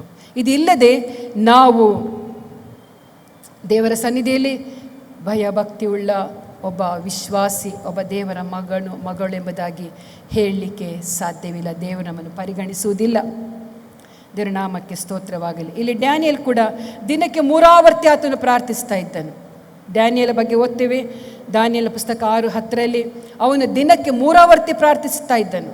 ಪ್ರಾರ್ಥನೆ ಮಾಡಬಾರ್ದು, ದೇವರನ್ನು ಆರಾಧಿಸಬಾರ್ದು, ವಿಗ್ರಹಕ್ಕೆ ರಾಜನ ನೇಮಿಸಿದಂಥ ವಿಗ್ರಹಕ್ಕೆ ಅಡ್ಡ ಬೀಳಬೇಕೆಂಬುದಾಗಿ ಆಜ್ಞೆ ಹೊರಟಾಗ ಅದನ್ನು ತಿರಸ್ಕರಿಸಿ ಅವನು ದೇವರಿಗೆ ಭಯಭಕ್ತಿ ಉಳ್ಳವನಾಗಿದ್ದುಕೊಂಡು ಆತನು ಏನು ಮಾಡ್ತಾನೆ, ಮನುಷ್ಯರ ಆ ಒಂದು ಆಜ್ಞೆಯನ್ನು ತಿರಸ್ಕರಿಸಿ, ಅರಸನ ಆಜ್ಞೆಯನ್ನು ತಿರಸ್ಕರಿಸಿ ಆತನು ಏನು ಮಾಡ್ತಾನೆ, ಕಿಟಕಿಗಳುಳ್ಳಂಥ ಆ ಕೊಠಡಿಗೆ ಹೋಗಿ ಅಲ್ಲಿ ಏನು ಮಾಡ್ತಾನೆ, ಆಕಾಶದ ಕಡೆಗೆ ದೇವರನ್ನು ನೋಡುತ್ತಾ ಏನು ಮಾಡ್ತಾನೆ, ದಿನಕ್ಕೆ 3 ಸಾರಿ ಆತನು ಪ್ರಾರ್ಥನೆ ಮಾಡ್ತಾನೆ. ಪ್ರಿಯರೇ, ಇದೆಲ್ಲ ಭಕ್ತಿಯ ಮಾರ್ಗಗಳು. ಹಾಲೆಲೂಯ. ನೀವೊಬ್ಬ ಭಕ್ತಿವಂತನು, ನೀವು ಭಯವುಳ್ಳವನು ಎಂಬುದಾಗಿ ಹೇಳುವಾಗ ಇದೆಲ್ಲ ಮಾರ್ಗಗಳು ನಮ್ಮ ಜೀವಿತದಲ್ಲಿ ಬರಲೇಬೇಕು. ಆಗ ದೇವರು ಏನು ಮಾಡ್ತಾನೆ, ಇವನು ನನ್ನನ್ನು ಭಕ್ತಿ ಉಳ್ಳಂಥ, ನನ್ನನ್ನು ಆರಾಧಿಸುವಂಥ ಭಕ್ತಿಯುಳ್ಳ ನನ್ನ ಮಗನು, ನನ್ನ ಮಗಳು ನನ್ನಲ್ಲಿ ಭಯಭಕ್ತಿ ಇಟ್ಟಿದ್ದಾನೆ ಎಂಬುದಾಗಿ ಆತನು ಪರಿಗಣಿಸಲಿಕ್ಕೆ ಸಾಧ್ಯವಾಗ್ತದೆ. ದೇವರ ನಾಮಕ್ಕೆ ಸ್ತೋತ್ರವಾಗಲಿ. ಮಾತ್ರವಲ್ಲ, ಸಿಮೆಯೋನ್ ಎಂಬಂಥ ಒಬ್ಬ ಮನುಷ್ಯನಿದ್ದ. ಸಿಮೆಯೋನ್, ಲೋಕನ ಸುವಾರ್ತೆ 2ನೇ ಅಧ್ಯಾಯ 25ನೇ ವಾಕ್ಯದಲ್ಲಿ ಹೀಗೆ ಓದ್ತೇವೆ, ಸಿಮೆಯೋನನು ರಕ್ಷಕನು ಬರುವುದನ್ನು ಆತನು ಕಾಯ್ತಾ ಇದ್ದ. 2ನೇ ಅಧ್ಯಾಯದಲ್ಲಿ ಓದ್ತೇವೆ ನಾವು 25ನೇ ವಾಕ್ಯದಲ್ಲಿ, ಅವನು ಹೇಗಿದ್ದ ಅಂದರೆ ನೀತಿವಂತನು ದೈವ ಭಕ್ತನು ಆಗಿದ್ದನು ಎಂಬುದಾಗಿ ಬರೆಯಲ್ಪಟ್ಟಿದೆ. ನೀತಿವಂತನು ದೈವ ಭಕ್ತನು ಆಗಿದ್ದನು ಸಿಮೆಯೋನನು. ಅವನು ಏನನ್ನು ಹಾರೈಸ್ತಾ ಇದ್ದ, ಯಾಕಾಗಿ ಅವನು ಜೀವಿಸ್ತಾ ಇದ್ದ ಅಂದರೆ, ಓದಿ ಸಿಸ್ಟರ್ ಅದು 25ನೇ ವಾಕ್ಯ. ಆ ಕಾಲದಲ್ಲಿ ಯೆರೂಸಲೇಮಿನಲ್ಲಿ ಸಿಮೆಯೋನನೆಂಬ ಒಬ್ಬ ಮನುಷ್ಯನಿದ್ದನು. ಈ ಮನುಷ್ಯನು ನೀತಿವಂತನು ದೇವಭಕ್ತನೂ ಆಗಿದ್ದು ಇಸ್ರಾಯೇಲ್ ಜನರನ್ನು ಸಂತೈಸುವವನು ಯಾವಾಗ ಬಂದಾನೆಂದು ಹಾರೈಸುತ್ತಿದ್ದನು. ಯಾವಾಗ ನನ್ನ ಇಸ್ರಾಯೇಲ್ ಜನರನ್ನು ಸಂತೈಸುವಂಥವನು ಯಾವಾಗ ಬರ್ತಾನೆ ಎಂಬುದಾಗಿ ಕಾಯುತ್ತಾ ಇರುವಂಥ ಒಬ್ಬ ದೈವ ಭಕ್ತನಾಗಿದ್ದಾನವನು. ಆ ರೀತಿ ಕಾಯುತ್ತಾ ಇದ್ದ ಕಾರಣ ಆತನು ಏನು ಮಾಡ್ತಾನೆ, ಯೇಸುವನ್ನು ನೋಡ್ತಾನೆ. ಹಲ್ಲೆಲೂಯಾ. ಆತನು ಹುಟ್ಟಿದ ನಂತರ ದೇವಾಲಯಕ್ಕೆ 8 ದಿನಗಳ ನಂತರ ದೇವಾಲಯಕ್ಕೆ ಪ್ರತಿಷ್ಠೆಗೋಸ್ಕರ ತಾಯಿ ಮರಿಯಳು ಯೋಸೇಫನೊಂದಿಗೆ ಬಂದಾಗ ಆ ಮಗುವನ್ನು ಕೈಯಲ್ಲಿ ತೆಗೆದುಕೊಂಡು ಆತನ ಮುಂದೆ ಓದಿ ಸಿಸ್ಟರ್ ಅದು. ಮತ್ತು ಪವಿತ್ರಾತ್ಮ ಪ್ರೇರಿತನಾಗಿದ್ದನು. ಇದಲ್ಲದೆ ಕರ್ತನು ಕಳುಹಿಸಬೇಕಾದ ಕ್ರಿಸ್ತನನ್ನು ಕಾಣುವುದಕ್ಕಿಂತ ಮುಂಚೆ ನೀನು ಸಾಯುವುದಿಲ್ಲವೆಂದು ಪವಿತ್ರಾತ್ಮನ ಮೂಲಕ ಅವನಿಗೆ ದೈವೋಕ್ತಿ ಉಂಟಾಗಿತ್ತು. ಎಂಥ ಒಂದು ಆಜ್ಞೆ, ಒಂದು ದೈವೋಕ್ತಿ ಅವನಿಗೆ ಉಂಟಾಗಿತ್ತು ಸಿಮೆಯೋನನಿಗೆ. ನೀನು ಯೇಸುವನ್ನು ನೋಡದೆ ನೀನು ಸಾಯುವುದಿಲ್ಲ, ನಾನು ಕಳಿಸಲ್ಪಡುವಂಥ ರಕ್ಷಕನ ನೋಡದೆ ನೀನು ಸಾಯುವುದಿಲ್ಲ. ಯಾಕಂದರೆ ಅವನು ಏನಾಗಿದ್ದಾನು, ಅವನು ನೀತಿವಂತನು ದೈವ ಭಕ್ತನೂ ಆಗಿದ್ದನು. ಬರುವಂಥ ಯೇಸುವನ್ನು ಅವನು ನೋಡದೆ ನಾನು ನೋಡಲೇಬೇಕು ಎಂಬುದಾಗಿ ತೊರೆಯುತ್ತಾ ಇದ್ದಂಥ ಒಬ್ಬ ಮನುಷ್ಯನಾಗಿದ್ದನು. ಹಲ್ಲೆಲೂಯಾ. ದೇವರ ನಾಮಕ್ಕೆ ಸ್ತೋತ್ರ. ನಾನು ಯಾಕೆ ಈ ವಾಕ್ಯಗಳಲ್ಲಿ ಓದ್ತಾ ಇದ್ದೀನಿ ಅಂದರೆ, ನಾವು ಸಹ ಇಂಥ ಆಶೆ ನಮಗೆ ಬರಬೇಕು. ನಾನು ದೇವಾಲಯಕ್ಕೆ ಹೋಗ್ತೇನೆ, ಅಲ್ಲಿ ಯೇಸುವನ್ನು ನಾನು ಕಾಣಬೇಕು. ಅನೇಕ ಭಕ್ತರು ಯೇಸುವನ್ನು ಕಂಡವರಿದ್ದಾರೆ, ಸಾಕ್ಷಿಯಾಗಿ ಹೇಳಿದವರಿದ್ದಾರೆ. ವಾಕ್ಯಗಳ ಮೂಲಕ ಅವರು ಮಾತನಾಡುವಾಗ, ಆತ್ಮಭರಿತವಾಗಿ ಮಾತನಾಡುವಾಗ ಅನೇಕರಿಗೆ ಬಿಡುಗಡೆ, ಆರಾಧನೆಯಲ್ಲಿ ಬಿಡುಗಡೆ, ಅವರ ರೋಗ ಸ್ವಸ್ಥತೆ ಆಗಿರೋದು ಕೂಡ ನಾನು ಕೇಳಿದ್ದೇನೆ. ಹೌದು ಪ್ರಿಯರೇ, ನಾನು ಯಾಕೆ ಇದೆಲ್ಲ ಹೇಳ್ತಾ ಇದ್ದೀನಿ ಅಂದರೆ, ಒಬ್ಬ ಭಕ್ತನು ಅವನಿಗೆ ಇರಬೇಕಾದಂಥ ಭಕ್ತಿ ಏನಂದರೆ, ಯೇಸುವನ್ನು ನಾನು ಕಾಣಬೇಕು. ಹಲ್ಲೆಲೂಯಾ. ಯೇಸುವನ್ನು ನಾನು ಕಾಣಬೇಕು ಎಂಬಂಥ ಆ ಆಶೆ ನಮ್ಮಲ್ಲಿದ್ದರೆ ಇದು ಕೂಡ ಒಂದು ಭಕ್ತಿಯ ಕಾರ್ಯವಾಗಿದೆ. ದೇವರ ನಾಮಕ್ಕೆ ಸ್ತೋತ್ರವಾಗಲಿ. ನನ್ನ ಅನೇಕ ವಿಷಯಗಳುಂಟು. ಯೇಸು ಕ್ರಿಸ್ತನು ಕೂಡ ಈ ಲೋಕದಲ್ಲಿರುವಾಗ ಆತನು ಹೇಗೆ ಇದ್ದನು ಎಂಬುದಾಗಿ ಒಂದು ವಾಕ್ಯ ಓದಿಕೊಳ್ಳೋಣ. ಯೋಹಾನ ಸುವಾರ್ತೆ 8ನೇ ಅಧ್ಯಾಯ 29ನೇ ವಾಕ್ಯ. ಯೇಸು ಕ್ರಿಸ್ತನ ಲೋಕದಲ್ಲಿರುವಾಗ ಆತನು ದೇವರಿಗೆ ಮೆಚ್ಚುಗೆಯಾದ್ದನ್ನೇ ಮಾಡ್ತಾ ಬಂದನು. ಯೇಸು ಯಾರು? ದೇವಕುಮಾರನು. ಪರಲೋಕದ ಸ್ಥಾನಮಾನಗಳನ್ನು ಬಿಟ್ಟು ಇಹಲೋಕಕ್ಕೆ ಬಂದವನು, ಭೂಲೋಕಕ್ಕೆ ಬಂದವನು. ಯಾಕೆ ಆತನು ದೇವರಿಗೆ ಮೆಚ್ಚುಗೆಯಾದ ಕಾರ್ಯಗಳು ಯಾಕೆ ಮಾಡಬೇಕಾಗಿತ್ತು? ಓದಿ ಸಿಸ್ಟರ್. 29. ನಾನು ಆತನಿಗೆ ಮೆಚ್ಚುಗೆಯಾದದ್ದನ್ನು ಯಾವಾಗಲೂ ಮಾಡುವುದರಿಂದ ಆತನು ನನ್ನನ್ನು ಒಂಟಿಗನಾಗಿ ಬಿಡಲಿಲ್ಲ ಅಂದನು. ಆತನು ಒಂಟಿಗನಾಗಿ ಬಿಡಲಿಲ್ಲ ಎಂಬುದಾಗಿ ಸಾಕ್ಷಿ ಹೇಳ್ತಾ ಇದ್ದೇನೆ. ನೀವು ಒಂಟಿಗರಾಗಿರುವುದಿಲ್ಲ ಪ್ರಿಯರೇ. ಯಾವಾಗ ದೇವರಿಗೆ ಮೆಚ್ಚುಗೆಯಾದ ಕಾರ್ಯಗಳನ್ನು ಯಾವಾಗಲೂ ಮಾಡುತ್ತಾ ಹೋಗುತ್ತೀರೋ, ಯಾವ ಗಳಿಗೆಯಲ್ಲಿಯೂ ನೀವು ಒಂಟಿಗರಲ್ಲ. ನಿಮ್ಮ ಜೊತೆಯಲ್ಲಿ ಯಾರಿರ್ತಾರೆ? ದೇವರು ತಾನೇ ಇರ್ತಾನೆ. ಹಲ್ಲೆಲೂಯ. ನನ್ನನ್ನು ಒಂಟಿಗನಾಗಿ ಬಿಡಲಿಲ್ಲ. ತಂದೆಯಾದ ದೇವರು ನನ್ನೊಂದಿಗೆ ಇದ್ದುಕೊಂಡು ನನ್ನನ್ನು ಸಂತೈಸಿದನು, ಬಲಪಡಿಸಿದನು. ಕಲ್ವಾರಿ ಕ್ರೂಜಿಯಲ್ಲಿ ಕೂಡ ಎಲ್ಲವೂ ತೀರುತ್ತೆ ಎಂಬುದಾಗಿ ಹೇಳಿ ತನ್ನ ತಲೆಯನ್ನು ಭುಜದ ಮೇಲಿಟ್ಟಾಗ ಆತನು ಒಂದು ಮಾತು ಹೇಳ್ತಾನೆ, ಎಲ್ಲವೂ ತೀರಿತೆ ಎಂಬುದಾಗಿ. ದೇವರ ಸಂಕಲ್ಪವನ್ನು ಆತನು ನೆರವೇರಿಸಿದನು, ದೇವರ ಇಷ್ಟವನ್ನು ನೆರವೇರಿಸಿದನು, ಮೆಚ್ಚುಗೆಯಾದ ಕಾರ್ಯವನ್ನು ನೆರವೇರಿಸಿ ಈ ಲೋಕದಿಂದ ಯೇಸು ಸ್ವಾಮಿ ಆತನು ಪರಲೋಕಕ್ಕೆ ಎತ್ತಲ್ಪಟ್ಟನು. ಪ್ರಿಯರೇ, ದೇವರಿಗೆ ಮೆಚ್ಚುಗೆಯಾದ ಕಾರ್ಯಗಳನ್ನು ನಾವು ಮಾಡಬೇಕು. ಇದು ದೇವರ ಭಕ್ತಿಯ ಮಾರ್ಗವಾಗಿದೆ. ಹಲ್ಲೆಲೂಯ. ದೇವರ ನಾಮಕ್ಕೆ ಸ್ತೋತ್ರವಾಗಲಿ. ಇನ್ನು ಅನೇಕ ತಿಮೋತಿ ಬಗ್ಗೆ ನೋಡ್ತೇವೆ. ಯಾಕಂದರೆ ತಿಮೋತಿ 2 ತಿಮೋತಿ 1:5 ಓದ್ತೇವೆ. ಈ ತಿಮೋತಿಯೇನು ಅವನಲ್ಲಿ ಏನಿತ್ತು? ಓದಿ ಸಿಸ್ಟರ್, ಅದು 2 ತಿಮೋತಿ 1:5. ನಿನ್ನಲ್ಲಿರುವ ನಿಷ್ಕಪಟವಾದ ನಂಬಿಕೆಯು ನನ್ನ ನೆನಪಿಗೆ ಬಂತು. ಆ ನಂಬಿಕೆಯು ನಿನ್ನ ಅಜ್ಜಿಯಾದ ಲೋವಿಯಲ್ಲಿಯೂ ನಿನ್ನ ತಾಯಿಯಾದ ಯೂನಿಕೆಯಲ್ಲಿಯೂ ವಾಸವಾಗಿತ್ತು. ಹಾಗೆಯೇ ನಿನ್ನಲ್ಲಿಯೂ ವಾಸವಾಗಿದೆ ಎಂದು ದೃಢವಾಗಿ ನಂಬಿದ್ದೇನೆ. ನಿನ್ನ ಅಜ್ಜಿಯಲ್ಲಿರುವಂಥ ಎಂಥ ನಂಬಿಕೆ? ಅದು ನಿಷ್ಕಪಟವಾದ ನಂಬಿಕೆ ಆಕೆಯಲ್ಲಿತ್ತು, ಅಜ್ಜಿಯಲ್ಲಿ. ಇವನು ಅಜ್ಜಿಯನ್ನು ಬಹಳ ಪ್ರೀತಿಸುವಂಥವನು, ಅಜ್ಜಿಯ ಹಿಂಬಾಲಕನಾಗಿದ್ದನು. ಇಲ್ಲಿ ಒಂದು ವಾಕ್ಯ ಹೀಗೆ ಓದ್ತೇವೆ ನೋಡಿ, ಅಜ್ಜಿಯಲ್ಲಿದ್ದ ನಿಷ್ಕಪಟವಾದ ನಂಬಿಕೆ ತಿಮೋತಿಯಲ್ಲಿ ಇತ್ತು ಎಂಬುದಾಗಿ. ಈಗ ನಾವು ಸಹ ಮಕ್ಕಳನ್ನು ಸಾಕುವಾಗ ಮಕ್ಕಳು ಮೊಮ್ಮಕ್ಕಳು ಇರ್ತಾರೆ, ಅಜ್ಜಿಯನ್ನು ನೋಡಿ ಅವರು ಹಿಂಬಾಲಿಸ್ತಾರೆ. ಎಷ್ಟೋ ಜನರು, ಎಷ್ಟೋ ಮಕ್ಕಳು ಅಜ್ಜಿ ಮನೆಗೆ ಹೋಗುವಂಥದ್ದು, ಅಜ್ಜಿ ಅಡುಗೆ ಮಾಡಿದ ಊಟ ಮಾಡುವಂಥದ್ದು, ಅಜ್ಜಿಯನ್ನು ಬಹಳವಾಗಿ ಪ್ರೀತಿಸ್ತಾರೆ. ಇದು ವಾಕ್ಯಲ್ಲಿ ಇನ್ನೂ ಸಲ ಓದಿಸಿಸ್, ನಾನಿಲ್ಲಿ ಅದನ್ನು ಇದು ಮಾಡಲಿಲ್ಲ. ನಿನ್ನಲ್ಲಿರುವ ನಿಷ್ಕಪಟವಾದ ನಿಷ್ಕಪಟವಾದ ನಂಬಿಕೆಯು ನನ್ನ ನೆನಪಿಗೆ ಬಂತು. ಆ ನಂಬಿಕೆಯು ನಿನ್ನ ಅಜ್ಜಿಯಾದ ಲೋವಿಯಲ್ಲಿಯೂ. ತಿಮೋತಿಲಿರುವಂಥ ನಂಬಿಕೆ ಏನಾಗಿದೆ? ಅಜ್ಜಿಯಲ್ಲಿರುವಂಥದ್ದನ್ನು ತಿಮೋತಿಗೆ ಬಂದಿದೆ ಎಂಬುದಾಗಿ ಅಲ್ಲಿ ಬರೆಯಲ್ಪಟ್ಟಿದೆ. ಓದಿ. ನಿನ್ನ ತಾಯಿಯಾದ ಯೂನಿಕೆಯಲ್ಲಿಯೂ ವಾಸವಾಗಿತ್ತು, ಹಾಗೆಯೇ ನಿನ್ನಲ್ಲಿಯೂ ವಾಸವಾಗಿದೆ ಎಂದು ದೃಢವಾಗಿ ನಂಬಿದ್ದೇನೆ. ಹಲ್ಲೆಲೂಯ. ತಾಯಿಯಲ್ಲಿ ನಂಬಿಕೆ, ನಿಷ್ಕಪಟವಾದ ನಂಬಿಕೆ ನಮಗಿರಬೇಕು. ತಾಯಿಯಲ್ಲಿ ಯೂನಿಕೆಯಲ್ಲಿ ಇತ್ತು, ಅಜ್ಜಿಯಲ್ಲಿ ಇತ್ತು. ಮಗನಾದ ಅವನಿಗೂ ಕೂಡ ಎಂಥ ನಂಬಿಕೆ ಬಂತು? ನಿಷ್ಕಪಟವಾದ ನಂಬಿಕೆ, ದೇವರಲ್ಲಿ ನಿಷ್ಕಪಟವಾದ ನಂಬಿಕೆ ಆತನು ಹೊಂದಿಕೊಂಡಿದ್ದಾನೆ. ನಾನು ಇದೆಲ್ಲ ಯಾಕೆ ಹೇಳ್ತೇನೆ? ಒಬ್ಬ ಭಕ್ತಳಾದಂಥ ಒಬ್ಬ ಸ್ತ್ರೀ, ತಾಯಿ ಆಗಿರಲಿ, ಅಜ್ಜಿ ಆಗಿರಲಿ, ಕುಟುಂಬದಲ್ಲಿರುವಂಥ ಮಕ್ಕಳು ಮೊಮ್ಮಕ್ಕಳು ಅವರನ್ನು ಹಿಂಬಾಲಿಸುವಾಗ ನಿಮ್ಮಲ್ಲಿರುವಂಥ ಎಲ್ಲ ಒಳ್ಳೆಯ ನಡತೆಗಳು ಅವರಿಗೆ ಬರ್ತದೆ. ಹಲ್ಲೆಲೂಯ. ಭಕ್ತಿಯುಳ್ಳ ಸ್ತ್ರೀಯರ ಆ ಕಾರ್ಯದ ಮೂಲಕವಾಗಿ ಅವರು ನಂಬಿಕೆ ದೇವರಲ್ಲಿಟ್ಟರೆ ಮನೆಯು ದೇವರಲ್ಲಿ ನಂಬಿಕೆ ಇಡಲಿಕ್ಕೆ ಸಾಧ್ಯವಾಗ್ತದೆ. ದೇವರ ನಾಮಕ್ಕೆ ಸ್ತೋತ್ರವಾಗಲಿ. ನಾನು ಇಷ್ಟಕ್ಕೆ ಹೇಳಿ ನಾನು ಕೆಲವು ಮಾತುಗಳು ಇನ್ನೂ ಉಂಟು. ಮುಂದಿನ ವಾರದಲ್ಲಿ ಸಮಯ ಇದ್ದರೆ ಭಯಭಕ್ತಿ ಉಳ್ಳವರು ಸಿಗುವಂಥ ಆಶೀರ್ವಾದದ ಬಗ್ಗೆ ನಾನು ಮಾತಾಡಲಿಕ್ಕಿದ್ದೇನೆ. ನಾನು ಇಷ್ಟರವರೆಗೂ ಭಯ ಅಂದ್ರೇನು, ಭಕ್ತಿ ಅಂದ್ರೇನು, ಯಾವ ರೀತಿಯಲ್ಲಿ ಭಕ್ತಿಯಲ್ಲಿ ಇರಬೇಕು, ಯಾರ್ಯಾರು ಇದ್ದರು ಎಂಬುದಾಗಿ ತಿಳಿಸಲ್ಪಟ್ಟೆ. ಭಯ ಅಂದರೆ ಏನು ಎಂಬುದಾಗಿ ನಾನು ತಿಳಿಸಿದೆ. ಮುಂದಿನ ವಾರದಲ್ಲಿ ಭಕ್ತಿಯ ಆಶೀರ್ವಾದಗಳು ಏನೇನಿರುತ್ತೆ ಎಂಬುದಾಗಿ ನಾವು ಅದನ್ನು ಧ್ಯಾನಿಸೋಣ. ಎಲ್ಲರೂ ದೇವರ ಸನ್ನಿಧಿಯಲ್ಲಿ ಆಸಕ್ತಿಯೊಂದಿಗೆ ಸೇರಿ ಬನ್ನಿರಿ. ದೇವರ ವಾಕ್ಯಗಳ ಮೂಲಕ ನಮ್ಮನ್ನು ಆಶೀರ್ವದಿಸಿ.